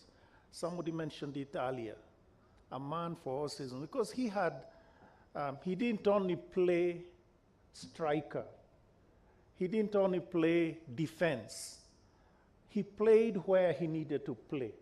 And if he needed to be goalkeeper, he was goalkeeper. In a sense, he was a man of a lot of skills, and indeed rose to the occasion as needed. Now, one of the ways I've looked at the way he looked at things is to say that he had three issues, or you could say three separate circles of issues that intersected. And I'll just mention them to you. I call them, for those in front of us, I call them the political economy trilemma. But basically, the first circle is about macroeconomic stability. And he understood very well the training that he had and understood how to maintain that. So in all the conversations, the questions, the approaches, he was a macroeconomist par excellence. And this is something that I think the younger generation need to appreciate a lot more. Meaning he was an economist, and he dealt with things as an economist.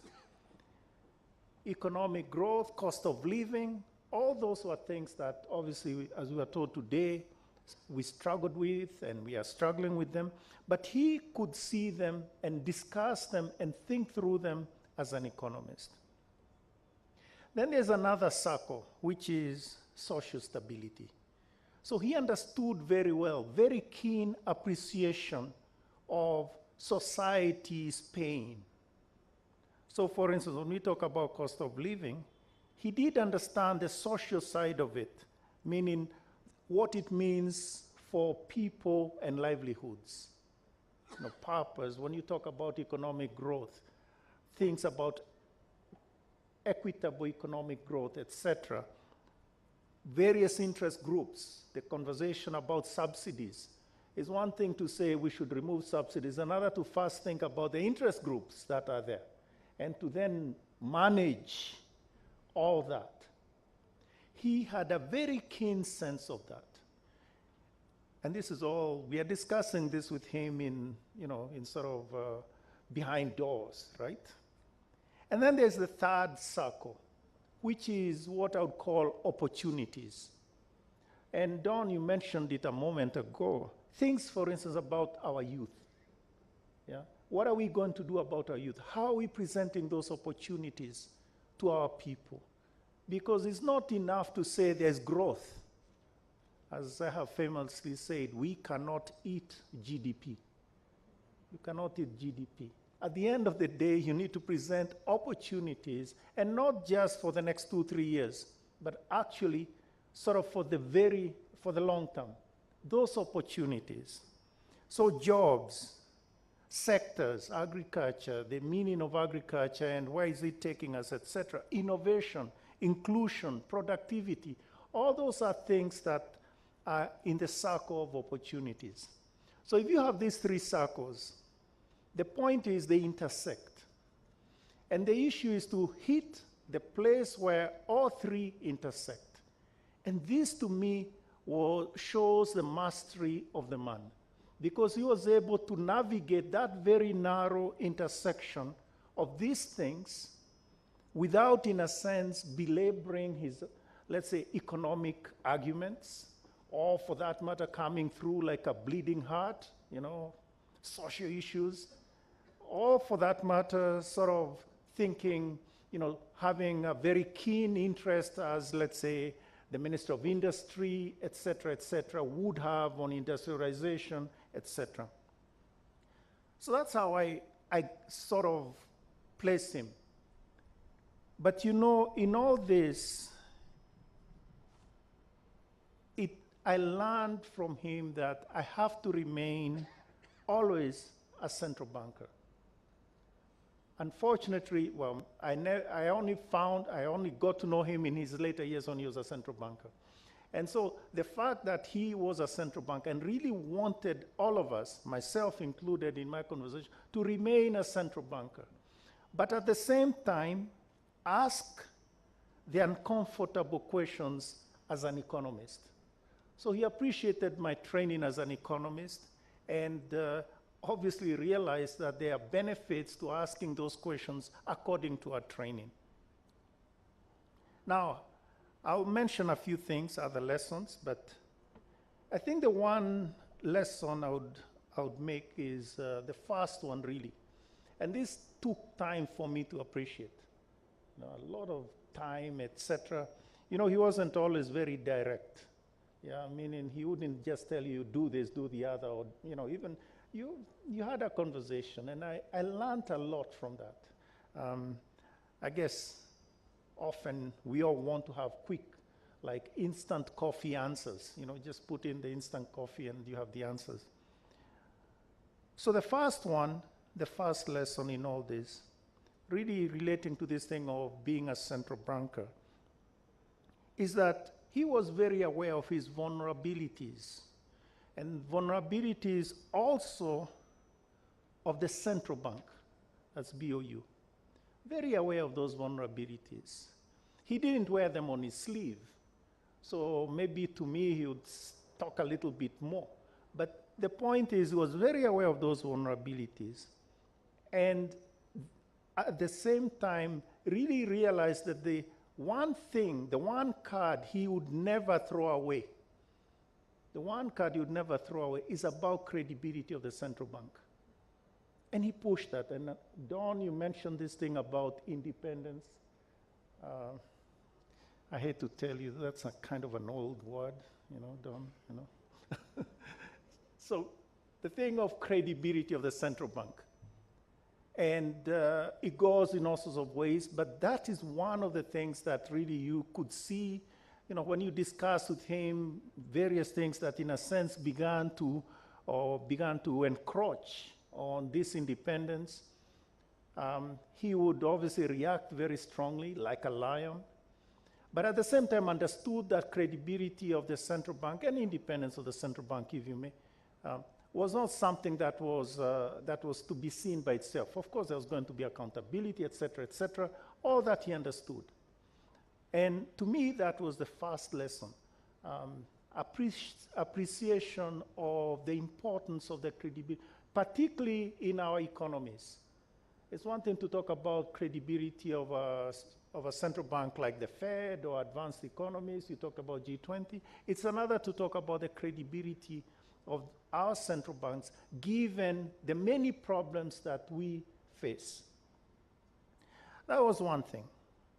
The second one, the second lesson, as it were, in this space, it's one thing to say that he understood, like the example that was given to us just now, about his approach to flexibility exchange rate regimes. By the way, Your Excellency, I already knew how much the governor, his views about flexible exchange rate regime, but I only learned from you the discussion that you had about the flexibility of flexible exchange rate regimes in Uganda. And I really appreciate you telling us that story about your conversations with Emmanuel several years ago. But I think from our perspective, it's easy to think that he could only see, or he could see the opportunities of a flexible exchange rate regime. Actually, he saw the opportunities and also the dangers. He probably wouldn't tell you what the dangers are, meaning until you are in a closed sort of space. Then he could tell me what the dangers are. And I'm sure those of you that had conversations about a particular topic, you'd see he has a very keen sense of the soft underbelly of some of the policies that we were pursuing, etc. So he understood that very well. For instance, if you remember, and I'm sure you can look at the various conversations about exchange rate, he understood the problems of excess volatility and even indiscipline by various agents, banks, foreign exchange actors, that can actually, in a sense, derail what exists as a well-functioning system, and indeed derail the economy. He fully understood that. And actually, when he was presenting various policies, at least to us and others, he understood that that is something that needed to be dealt with. And frankly, what I find a bit uncomfortable is that you had to push him a little in order for him to come through on all these things. Yeah?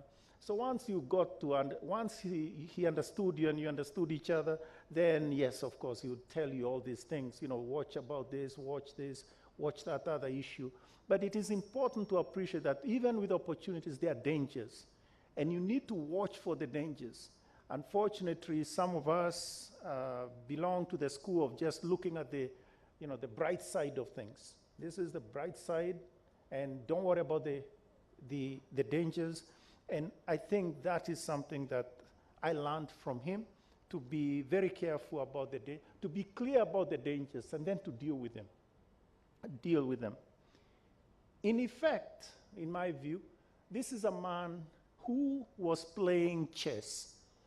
I never asked him that question, but maybe I'll ask Betty whether he actually played chess. He's the sort of person, I think, who would have done very well playing chess, because in effect, I think he played three-dimensional chess all the time. So all these three things, the problems and the opportunities, and he's talking to you about them, this to me is three-dimensional chess. And he was brilliant in that sense. And it's important for us to appreciate the sort of the mind of the man that we are obviously honoring today. I want to make two other points before I finish. There is a point about being, and we fight this all the time, short-term policies. And I think today there was a discussion about growth. And quite often we talk about 3%, 6%, 8%. The issue though is he who had a keen sense of the long-term outcomes. So not just the short-term, the long-term outcomes. I'll give you a simple example. The question that was raised by Abe a moment ago about inflation targeting. Actually, if you looked at any, let's say, if you go through the macro, let's say, rules, the rule book, if you may, sorry, there's no rule book, but you begin to see the preconditions. One can argue that Uganda was miles away from satisfying the precondition for inflation targeting. But in his mind, he knew that a journey of 1,000 miles starts with a single step. And he began going in that direction before others could actually see that it was time to go in that direction. And to me, that is the amazing thing, that he had this eye for the long term. Now, when you talk about, for instance, so the long haul, when we talk to investors, quite often, this is one of the issues that we raise with them. You're investing, expecting returns in the next 2-3 years, or the next 5 years. You should be investing for the long haul. And policymakers should also be investing for the long haul. And even the government spending in health, spending in education, spending on those things, the returns are very much in the long haul. And that's where we go to these circles. So I talked about the 3 circles, opportunities are there. And those opportunities, the returns will be in the long haul. So I guess I learned this thing of look at the long haul, the returns, even as you and the people around you are also discussing the short term. So this means, for instance, building institutions, building markets, all these take time. We talked about that inflation targeting, but there are the institutions that have come up. I want to finish with the last point. The East African community.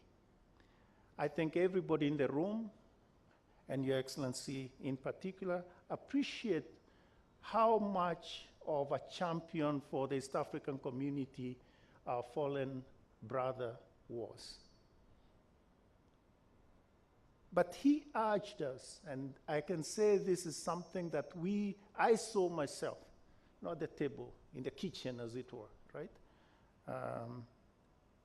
He urged us and urged our Monetary Affairs Committee, that is the Committee of Governors of region, not to he understood the preconditions for the monetary union, et cetera, but understood that we cannot rush ahead with monetary union and, should we say, common currency and all those other things without the preconditions being satisfied.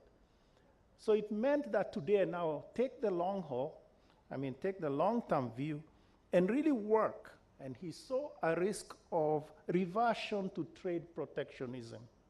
So if we want to go ahead with the East African community, we need to be very concerned about this trade protectionism. And it would reverse the gains that we have had as a people of East African community, etc. So this is something that we learned from him. And I think in all the things that I think we memorialize, this is one of the ones you can say he was one of the pillars of what our East African community will be. I want to finish, Your Excellency, with a story. Years ago, I was in Arusha for a meeting of the East African community. And I happened to work with an older minister, and he told me this story. He told me this story about he had gone somewhere, that is the minister, this minister had gone somewhere, and he saw this farmer planting coconuts. Now, coconuts take a long time to grow, as we all know. And so the minister asked the farmer, hey, I see you are planting coconuts. You are old, so I don't think you'll eat from these coconuts that you are planting. So the farmer turned to the minister and said, you see, I'm planting these coconuts, and I know I will not eat from them. Others will eat from them. I, on the other hand, eat from this coconut tree here that I never planted.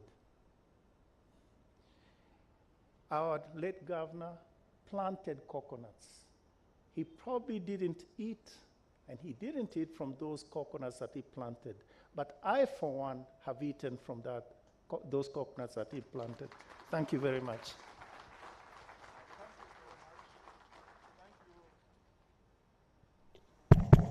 Thank you very much, Dr. Njoroge. I invite you to take the front seat on my left.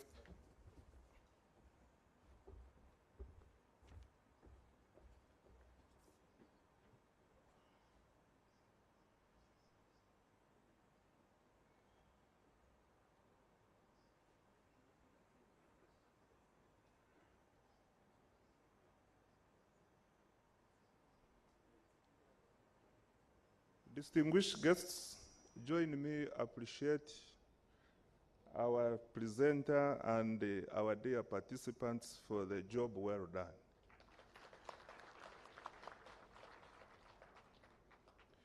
They are in front because they will take some questions later on, and I beg for music interlude as I go to the next item.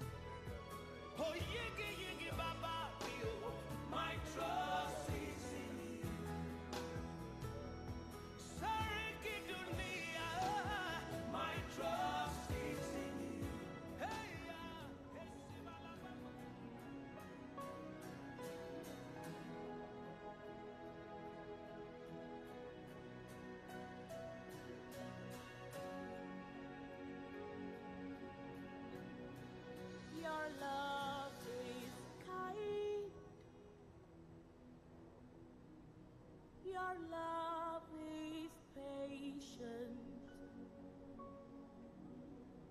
You fill my heart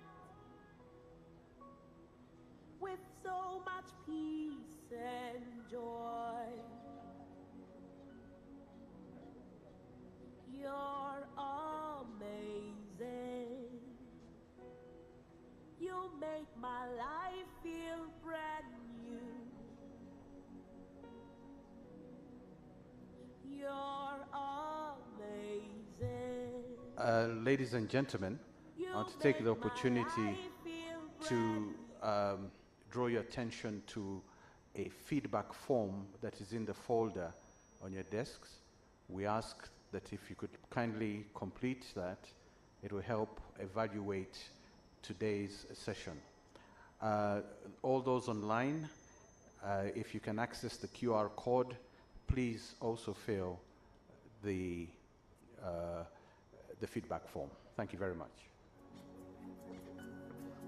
Jesus, you love me too much, oh. Too much, oh. Too much, oh. Excess love, oh. Jesus, you love me too much. Your Excellency the President, distinguished participants, ladies and gentlemen, it is now my honor to invite His Excellency the President, who is our chief guest this afternoon, to address the audience.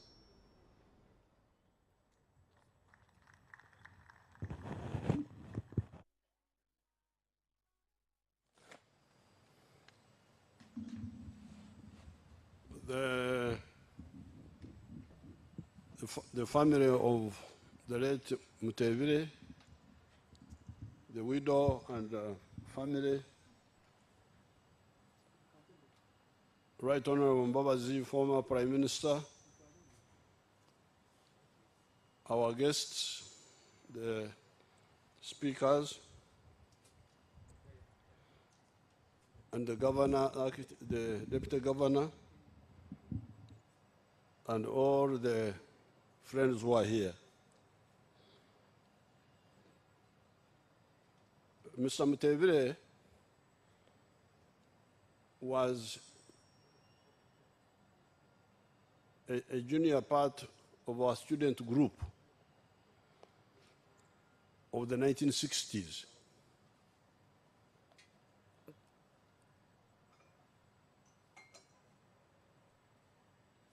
We were already very active in the politics of Uganda.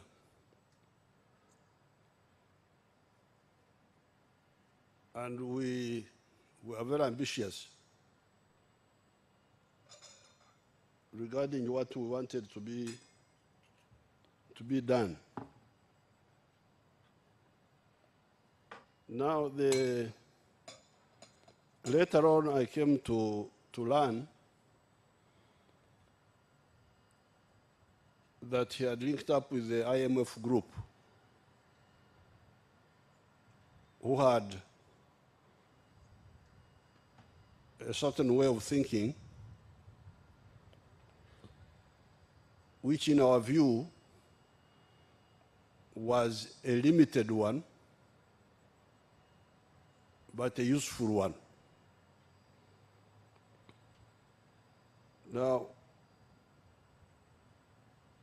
I think Mutebile also went into exile. He must have gone into exile.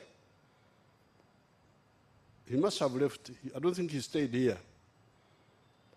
He went to Zambia or something. Or he went out. But for us, we were in the bush fighting most of the time. Now, when we reassembled, after almost 20 years of chaos, from 1966 to 1986, that's 20 years. Now we had a chance to put in place our long-held views. So don't look at Mutebile as a freelance actor. You should look at him as part of a group who had a sub-orientation which we found useful, but it was part of the story, not the whole story. by 1962, when Uganda got independence, and these are the problems you could do, bother to understand if you want, because if you don't, you will not move. By 1962, when Uganda got independence, it was typical of the colonies and the neo-colonies.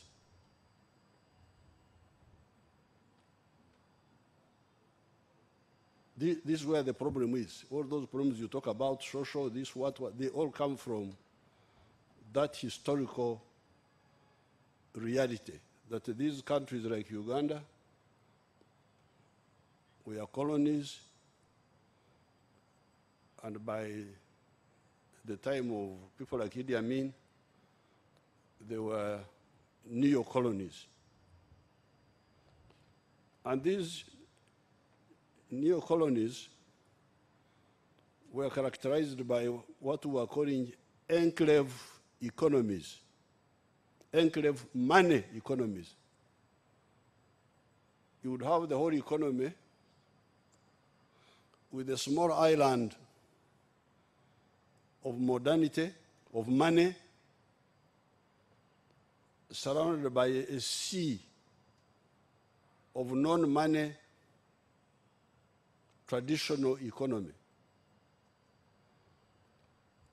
By 1962, Uganda was being described as the enclave of Uganda's economy, of the money enclave, was being described as the economy of the 3 C's and the 3 T's. The 3 C's were cotton, coffee, and copper. And the 3 T's were tea, tourism, and tobacco. That was the economy of Uganda at independence, the money economy. The rest, traditional way of doing things. What we describe in our language here as abakorera ekida kyonka, people who only work for the stomach. What you call in your language subsistence economy. In law we say, teach me each keken. Now, when Idi Amin came in, he destroyed much of that small island. By 1986, cotton had collapsed, copper had collapsed. It was only coffee, which was still limping on, at 2 million bags a year. The 3 T's, tourism had collapsed, tea had shrunk from 23 million kilograms to only 3 million kilograms. And tobacco is the only one which was still limping on. So therefore, when we were assembled, we had very clear views, which had, like, if you like to record them, maybe 6 targets. And when we are talking about Uganda, that's how you should look at it. 6 targets in the economy. Number 1, the minimum recovery. To bring back, if possible, the small island of the money economy. And in order to do that, we had to deal with what Dr. Kaberuka referred to, which was reformalizing, because the economy had, that small economy had become, the whole economy had become totally informal, was no longer formal. The magendo, the smuggling, the chivanda, the foreign currency black market, the what they were calling Oksamra, speculation. That's what that economy, that residual neo-colonial economy was like that time. Now, in order to do that, definitely Mutebile and his group helped us, because they emphasized it for them. But maybe let me first go through the targets. So the second target was, after reviving the small island, then the next target was to expand it. To expand it. Revive the small island of money economy, and expand it. Number 3, diversify. Diversify the activities in the money economy. Because remember,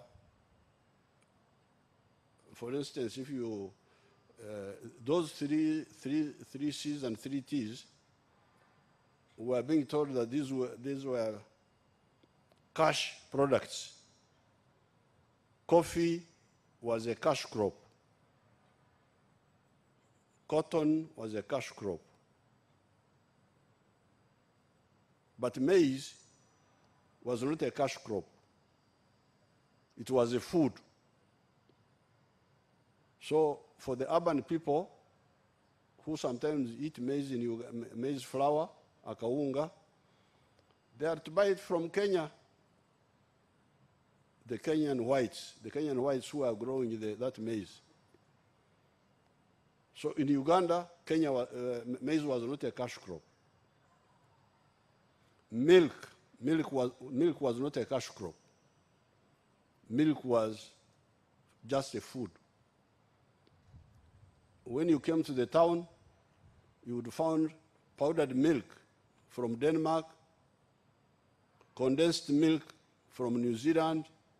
In Ntungamo there, in my home village, you'd go into the Indian shops and you find there small tins of condensed milk from Switzerland, from New Zealand, and so on. And here we had cows, but we had no linkage with the market.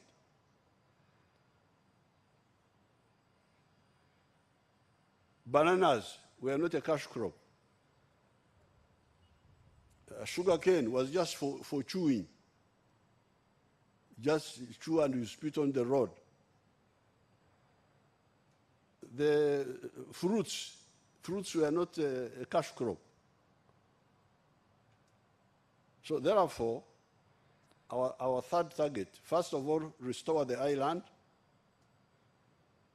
Secondly, expand the island. And number 3, diversify the activities in the island.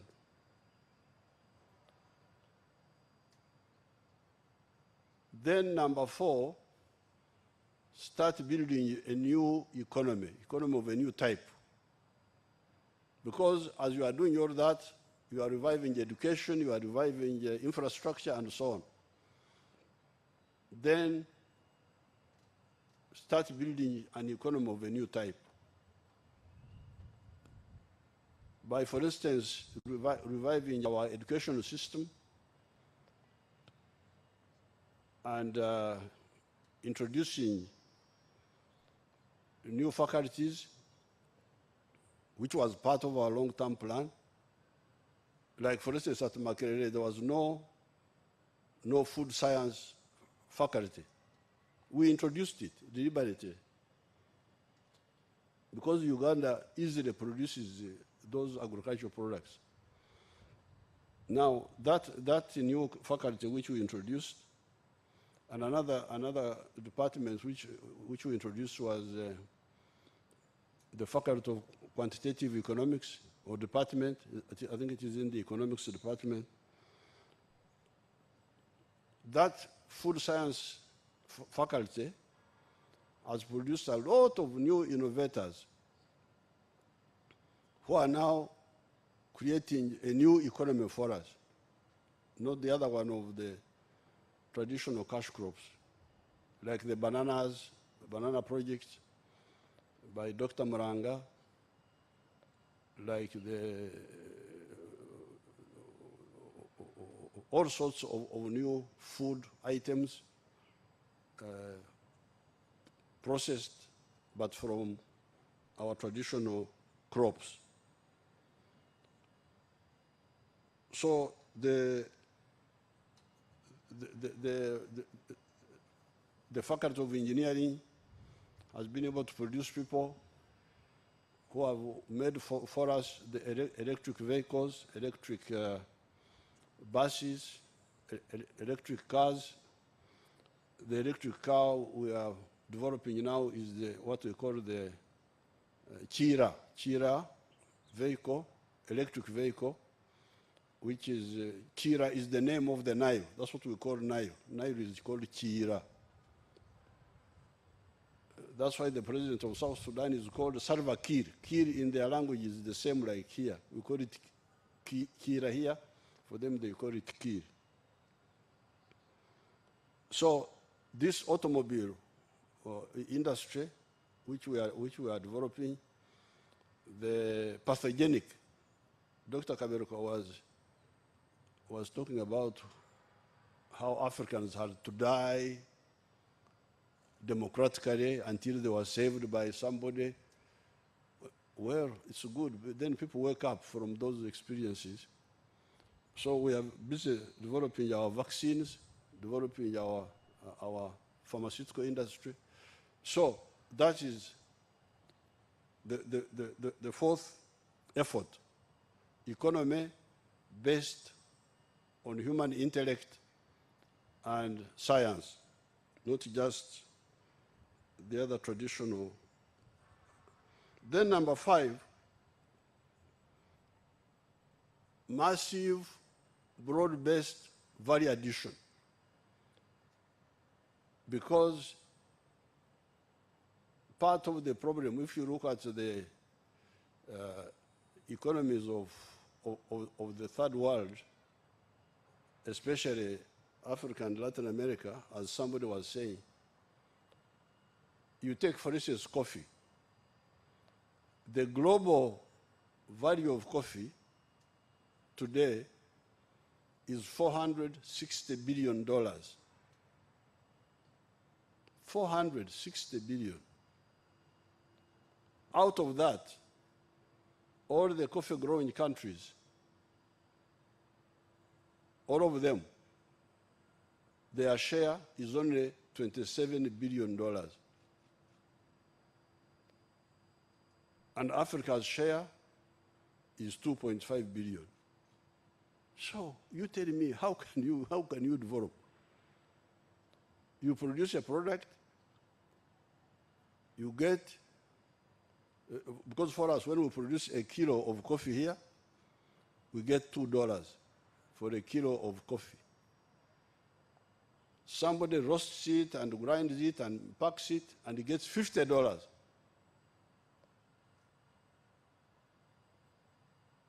And we have got economists and analysts and all these people. What are they analyzing? Why don't they see this? So, you must have heard that I belong to a group called National Resistance Movement.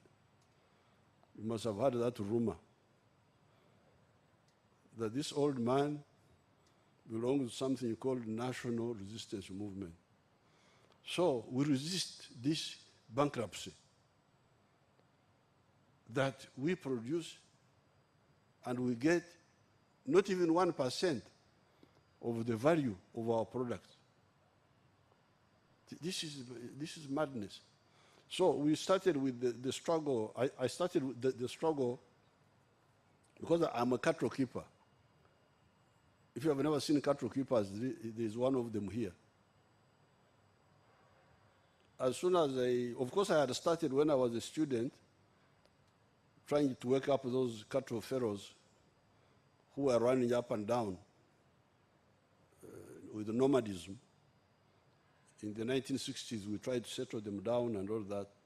But when we came from the bush, I went and really engaged them very intensely to turn milk into a cash crop, first of all. Because milk was not a cash crop. Milk was a food. The cash milk was from Denmark. They would go to Denmark, get powdered milk, bring it here, add water of Lake Victoria, and print there Uganda Dairy Corporation.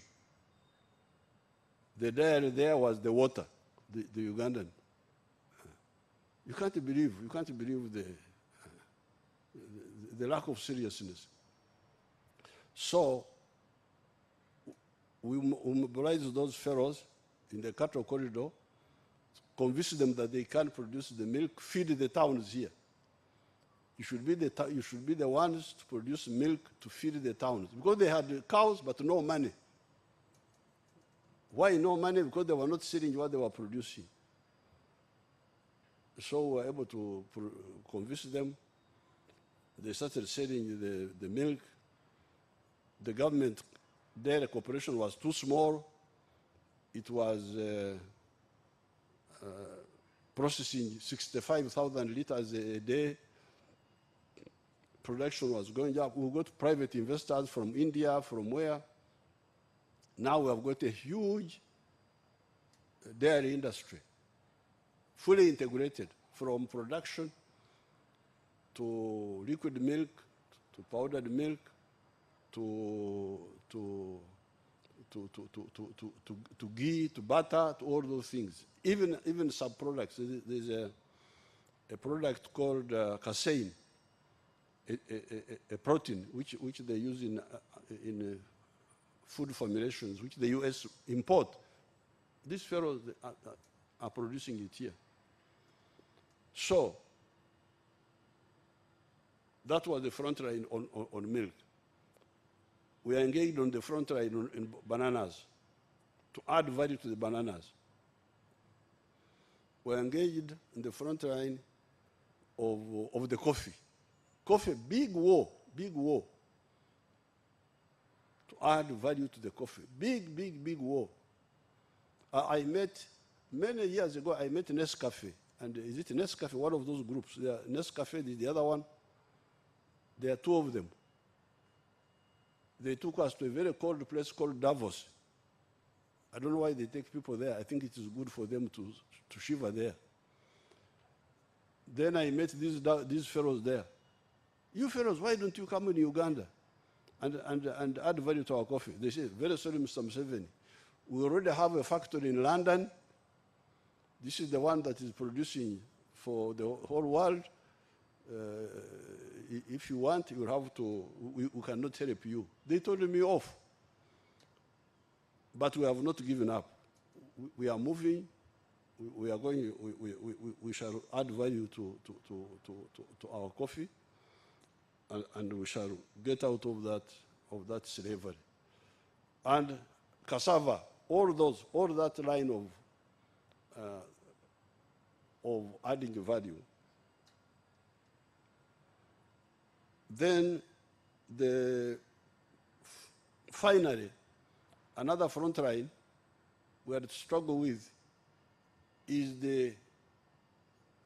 because by 1969, you can see how dangerous some of these African countries, especially those which are well endowed with resources like Uganda, because Uganda has got everything. That's why many of the Ugandans are lazy. It is not easy to die here. Even if you don't work, you go and stay with your brother. Why have you come? I have come to see you. Which I could have. Who told you that I needed to be viewed as a film? They're just there, having an easy life. The more, some of these countries which have got a lot of resources like Uganda, like Congo, Democratic Republic of Congo, you don't have to work in Congo. You just eat mangoes and forest products and some monkeys. You don't have to. So it's very dangerous. If you don't get leaders to wake up these people, it's quite a problem. So here, you can check the figures. I tried to check. By 1969 census, we had a census in 1969. We had one in 1959, just before independence. Then we had one in 1969. I think if I remember the figures, only 4% of the people were in the money economy. 96% were in the subsistence economy. So imagine, only 4%. When we came into government, we started talking about it. But when we checked, even by 2013, the people who were in the money economy were now 32% of the homesteads. 68% were outside the money economy. So our sixth point is the struggle for the universal monetization of the whole society, so that we end the abakorera echida chonka, the people only work for the stomach. Now, this is our plan from the very beginning. Now, when we came and we linked up with the Mutebiles, definitely they contributed. And in particular, Mutebile contributed, I think, 6 points. I was trying to remember. Number one, emphasis on the private sector, the role of the private sector.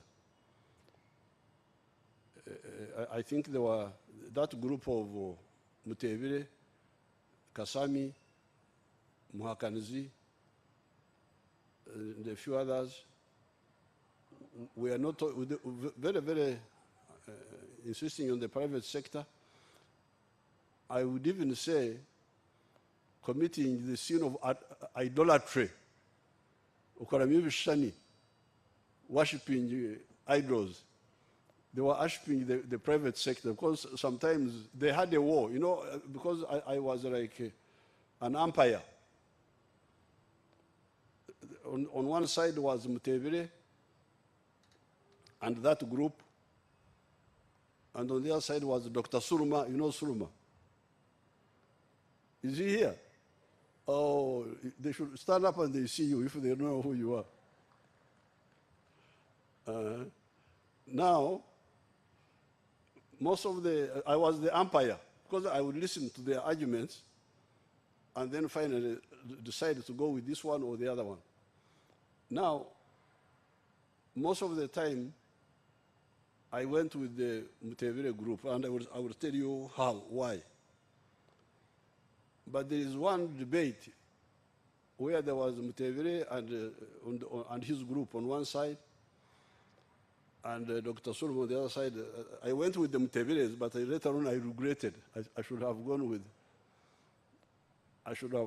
This was the UCB, the privatization of the UCB. Because Uganda Commercial Bank was doing very well. It was making a profit. But the Mutebile group put out an argument that the interest rates are high because you are talking about interest rates. This was the debate we had. The interest rates are high because UCB is a government company, and the managers are carelessly giving loans, and many of the loans are not paid back, and we who are stupid to pay back end up paying for ourselves and paying for the ones who didn't pay. That's why what they were calling loan recovery. Loan recovery was very low because the government bankers were careless. If it was private, that would not happen. So after, but Dr. Sulmak put up a very big fight. But I said no. I got sort of persuaded by the Mutebile. I said, let's try it and see. And we called the South Africans here, this group called Stambik. They came, how could I cheat our what? The interest rates are nothing. They have done nothing. So next time, then there were other government banks, UDB, Housing Finance, I don't know, there's another one called Posta Bank. They said, we want to privatize. I said, please forget. We will never, no more privatization of these banks. Because I made a mistake of UCB, I will never repeat it again.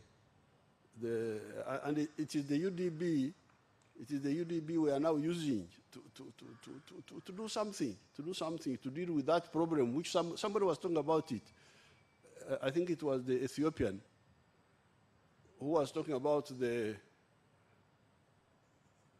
low level of private sector lending.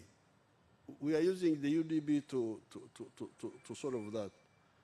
But where definitely the Mutebile's helped us was area number one was controlling inflation. That one definitely they helped us, because when I would listen, when I would sit in these meetings, they would be having arguments with other economists. There was Dr. Nahemia. Nahemia was in the NRM Secretariat. There were people who were having different ideas.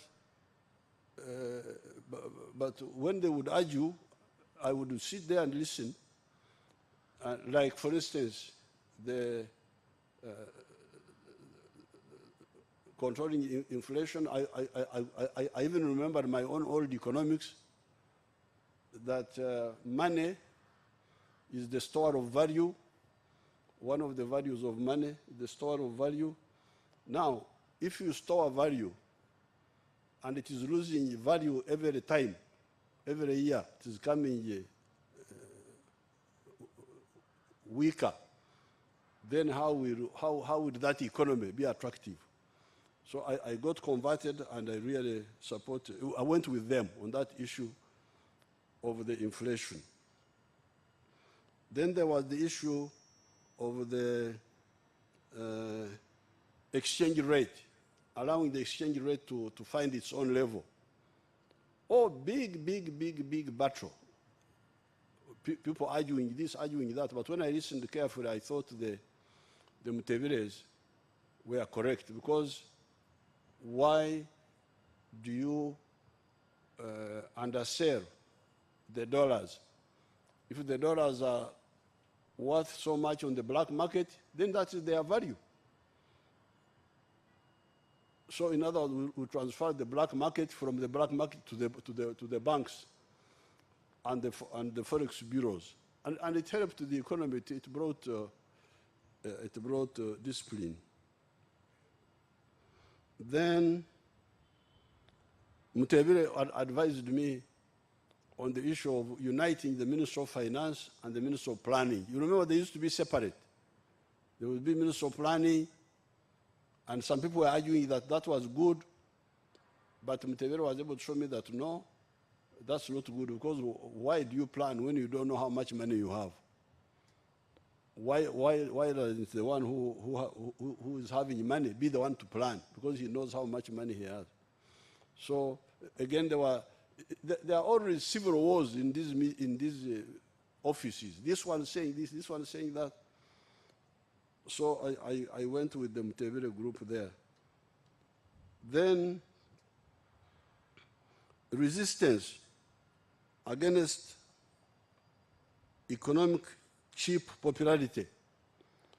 For instance, minimum wage, that issue of the minimum wage.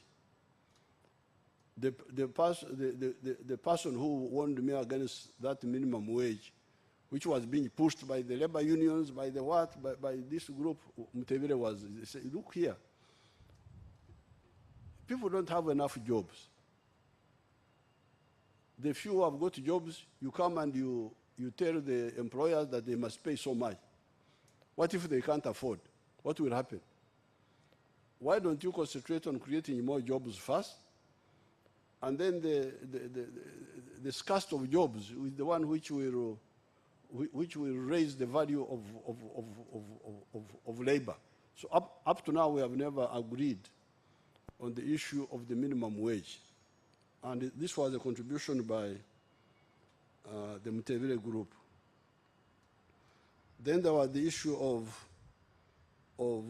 health insurance, the health insurance scheme. That one again was also being pushed by some groups.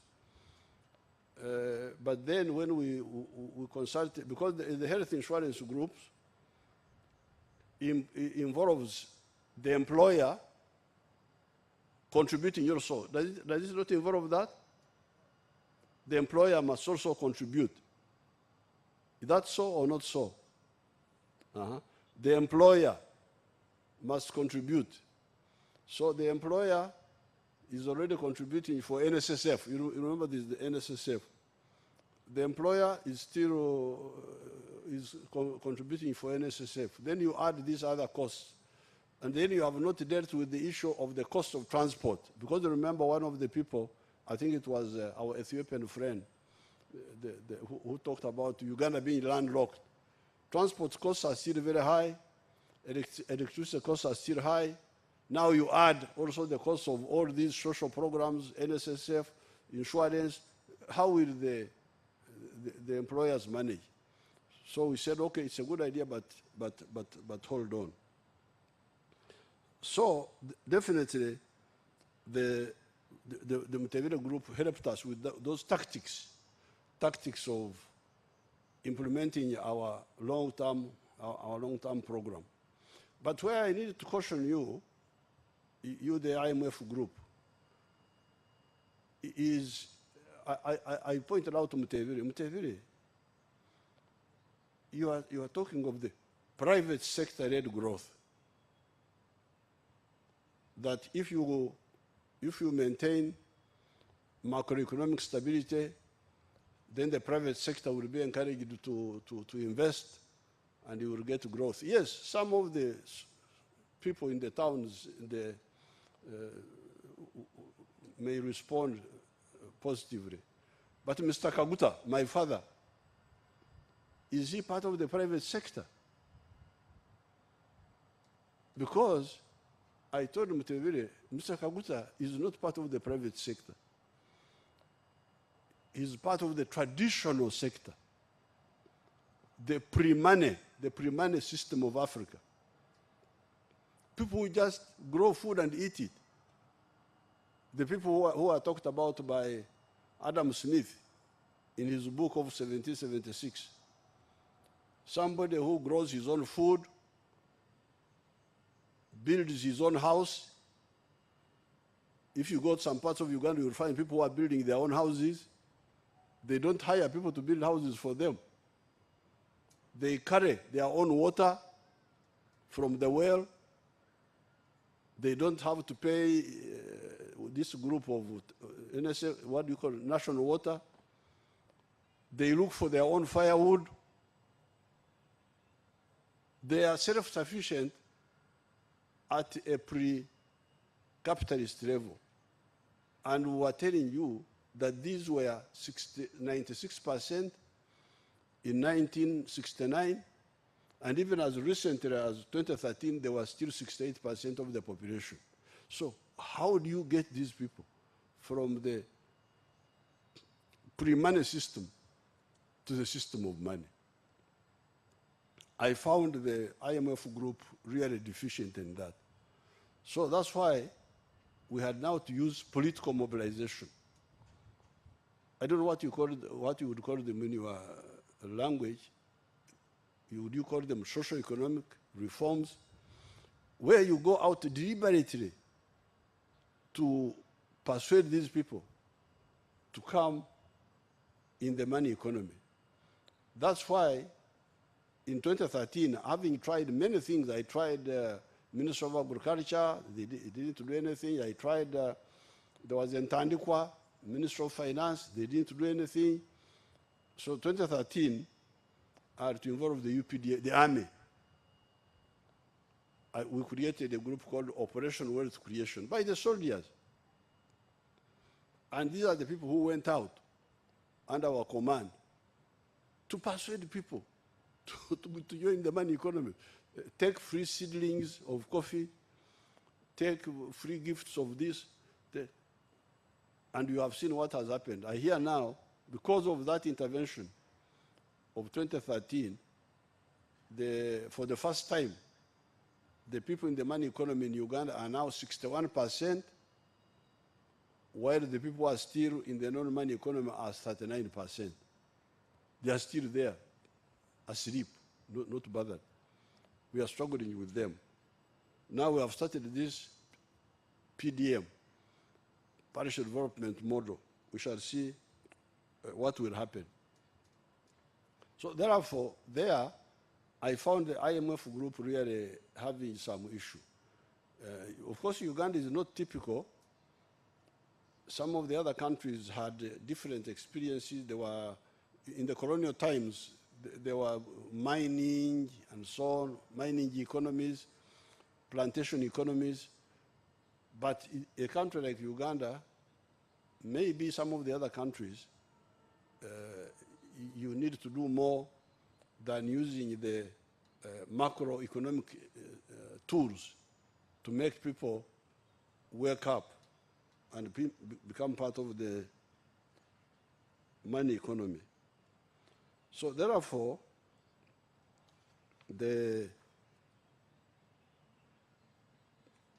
Mr. Mutebile, and he had his group of Kasami, Mahakarizi.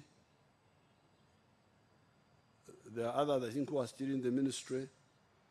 They definitely contributed to our plan. Because remember, from the very beginning, our 10 points program, point number 5 was building an economy that is independent, integrated, and self-sustaining. Now, people thought we were just talking a slogan. But you have seen how we have survived all these, like this crisis which came when people were saying, we are going to die. Why? Why are you going to die? Because there is war in Ukraine and Russia. And there will be no wheat. No wheat. Why don't you eat mogo? Why are you eating wheat? Oh. So now, you tell me who has died because of not eating wheat. I want you to show me one person. We built up a lot of capacity in terms of food, in terms of now, the commentators were right. There are definitely clear weaknesses. Number one is corruption. Corruption is not an economic issue, it is just corruption.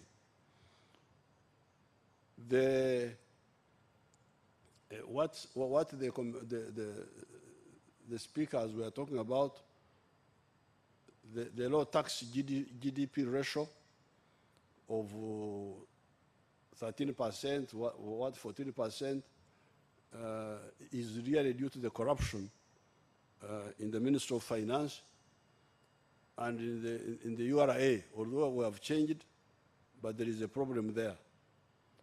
I've told them many times, and I have quite enough evidence to show them that there is a lot of under-collection of tax.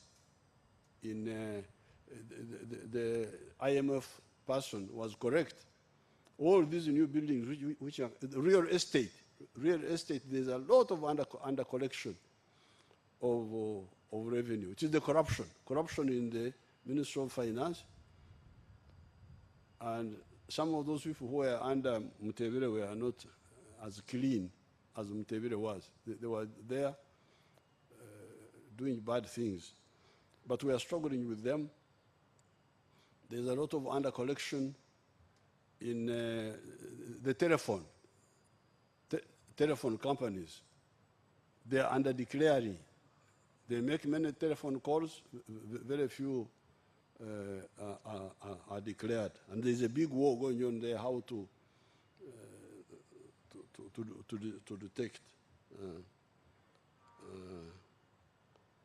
Now, Dr. Kaberuka, but one of the reasons which did not come in your analysis, one of the reasons why there was deceleration in the growth of the economy of Uganda was, at one time we had shortage of electricity.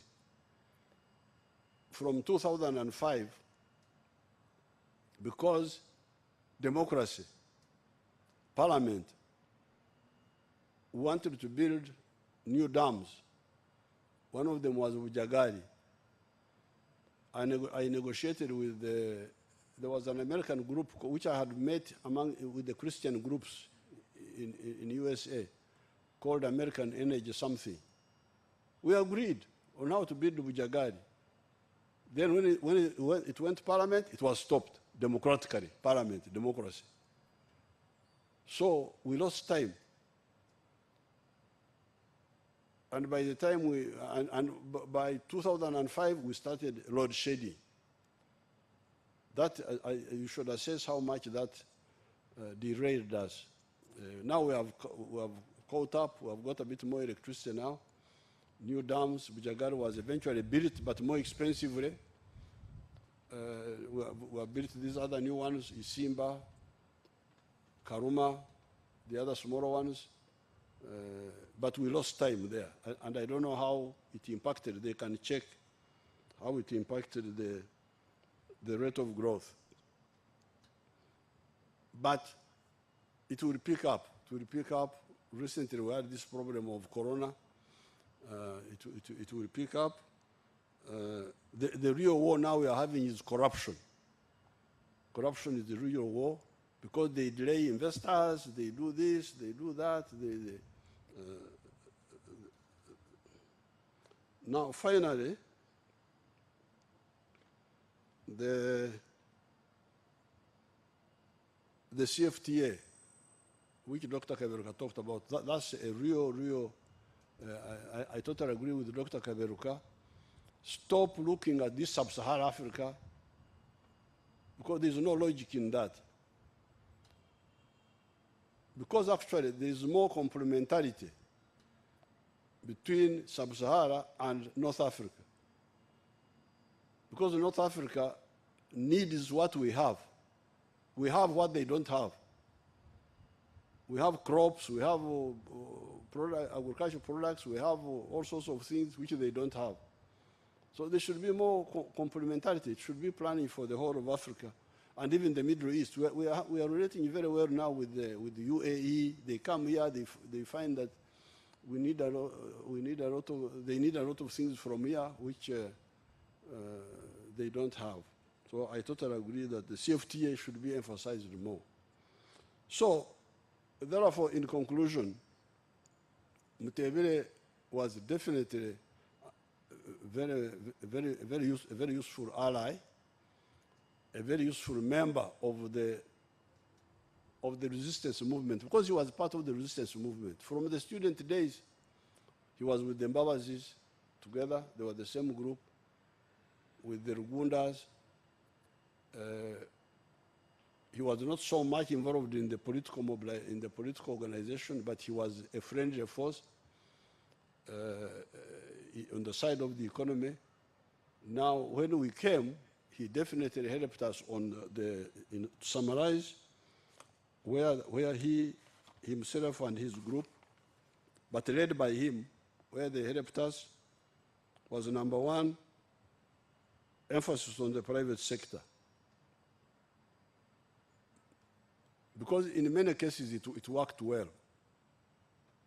This was a government hotel called Nair Hotel. Now it's a private hotel. And it's running well. And whatever problems it has are no longer government headaches. And when we liberalized the hotel sector, because there was a government company called Uganda Hotels, which had this hotel here, had what they call Sheraton, had others up country. It was like blocking people. These government hotels were like blocking people coming into the hotel sector. Now, when we walked out, we liberalized it. If you go up country, there are so many hotels now. You go to Gulu, there used to be only Gulu Inn, which was a government hotel, but here now there are so many hotels there in Gulu. You go to Mbare. Mbare, there was only, was it called Mbare what? Something. Now there are so many hotels there. The government one is no longer even known. Soroti, this one here, this Ginger, Crested Crane. There are so many hotels there. Transport. Do you know that the government was also in transport? Buses. Government-owned buses. UTC and something they called people's buses. When we got out, there are so many buses that your head will go dizzy if you try to count them. Companies. Then you go to so many. By walking out of some of these, like the export of coffee. You know, the export of coffee was a monopoly of the government. We had something called Coffee Marketing Board. When we moved out, so many companies came in. We needed to control them now that we want to add value to our coffee. They are part of the resistance. I told them that they are slave traders. Slave traders were also resisting the abolition of slavery.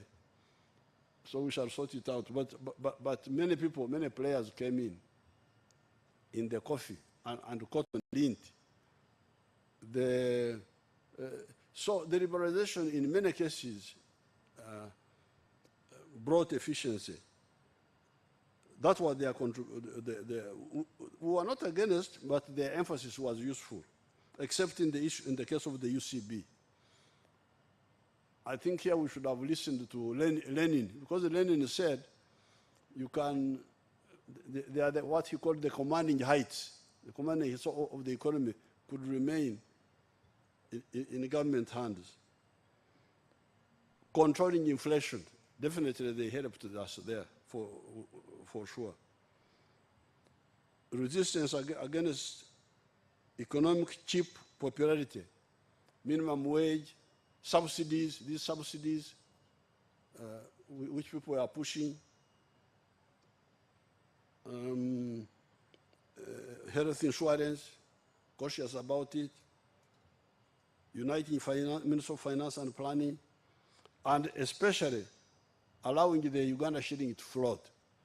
That was definitely the contribution. Even myself, I was not thinking along those lines, but when they brought it up, I listened carefully, and I went with them against other people who were against it, who wanted us to continue monopolizing Forex being issued by the Bank of Uganda. So I salute the contribution of Tumusiime Mutebile. I thank his family for giving him to Uganda, and as a member of the NRM, I know that he was part of our student group from the very beginning. Thank you very much.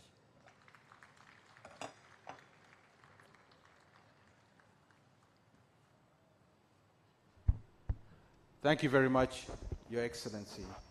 May I invite Board Director Judy Obitregama to pass a vote of thanks to His Excellency the President, our keynote speaker, and our discussant.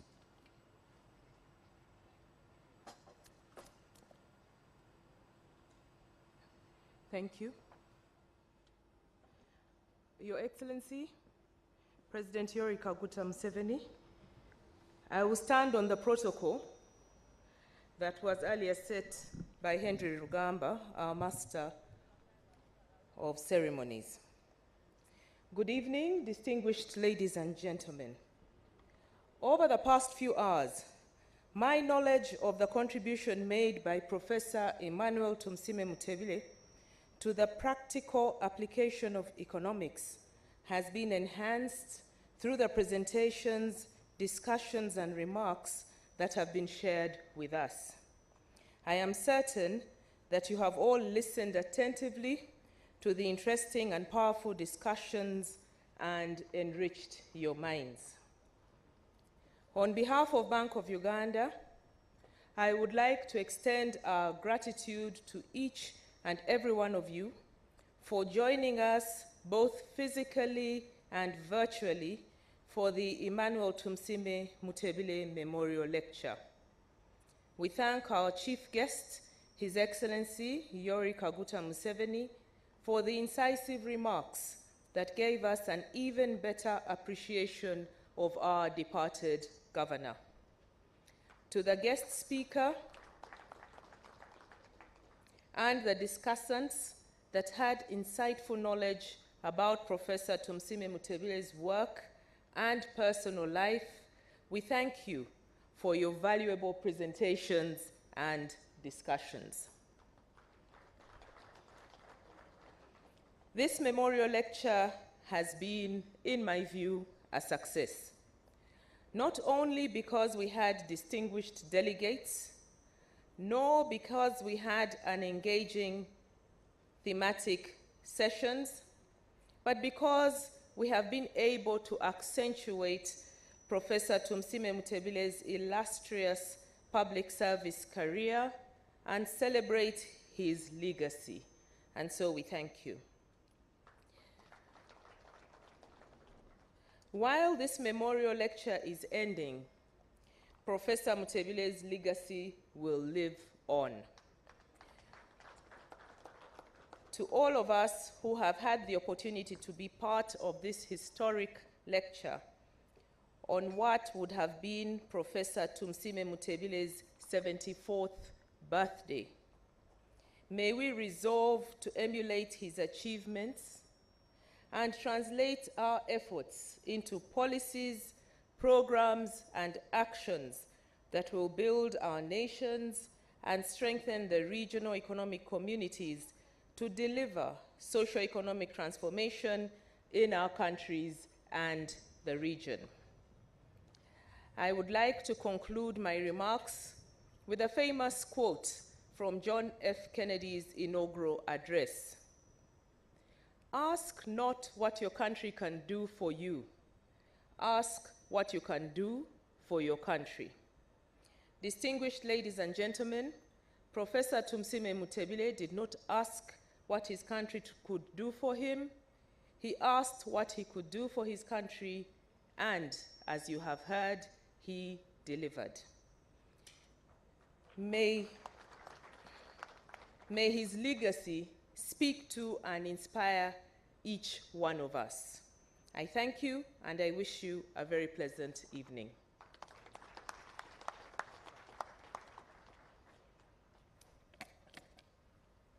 Thank you very much, Director Judy Obitregama.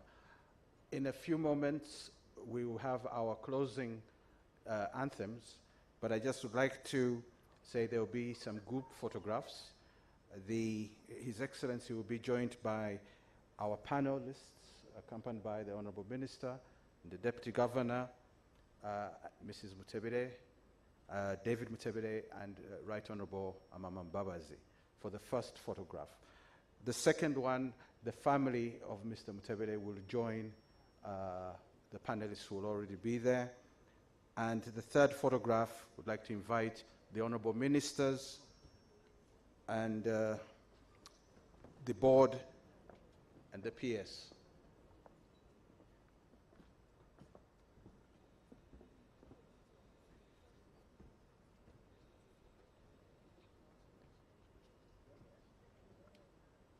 So we shall have the group photographs, and then we shall have the closing anthems.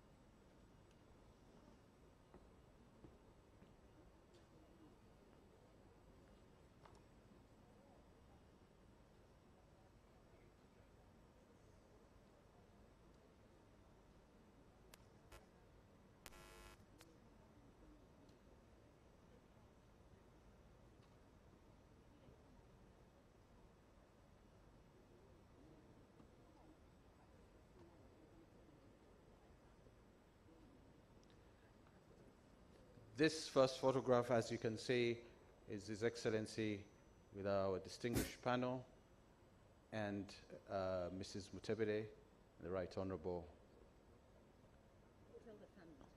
Okay. Can I ask the Mutebile family to make their way? You join this group standing at the back.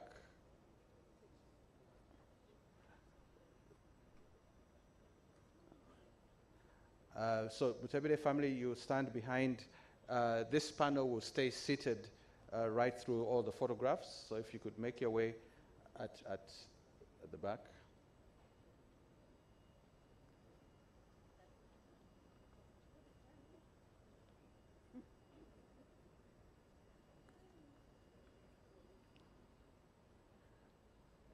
Your Excellency, you're now joined by the family of Professor EMMANUEL Tumusииме Mutebile. Do you have a mask?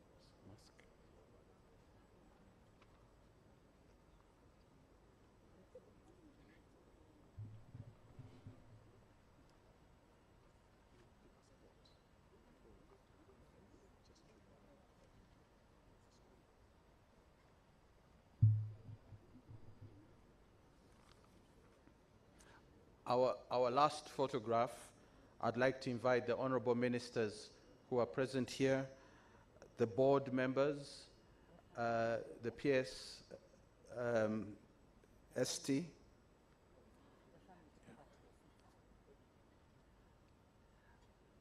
The family, you can now come back to your seats. The bank Director of Communication and the chairperson, David, to join this photograph.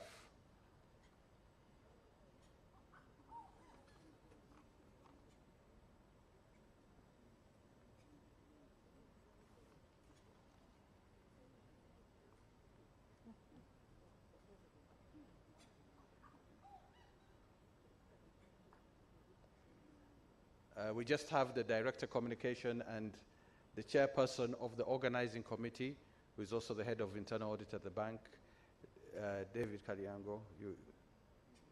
Yeah. So sorry for that slight delay.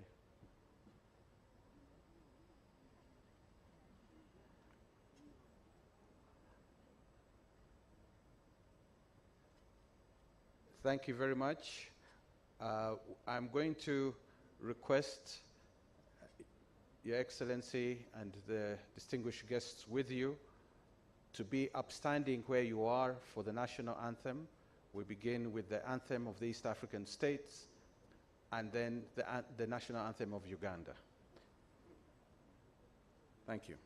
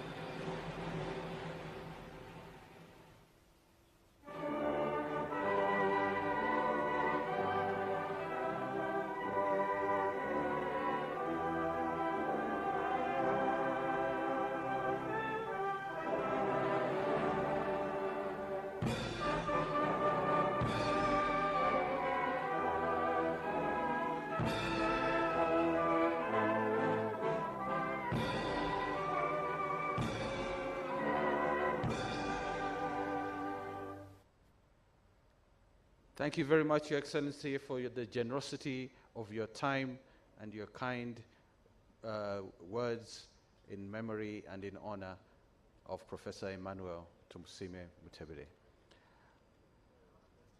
The last action for this afternoon is for the panelists, who will have the press conference as soon as they have seen of His Excellency the President.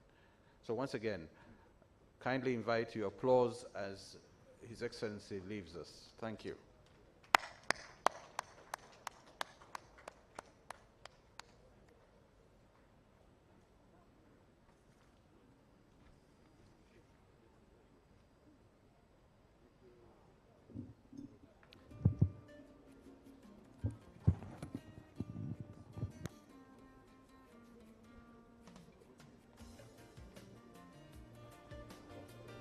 So if I could ask the panelists to come and occupy their seats, Honorable Minister. Huh?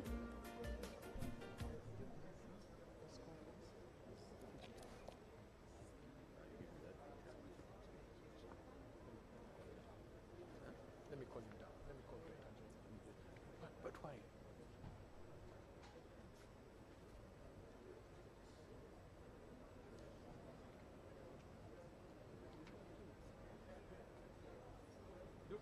I took this. Oh, you took it, yes.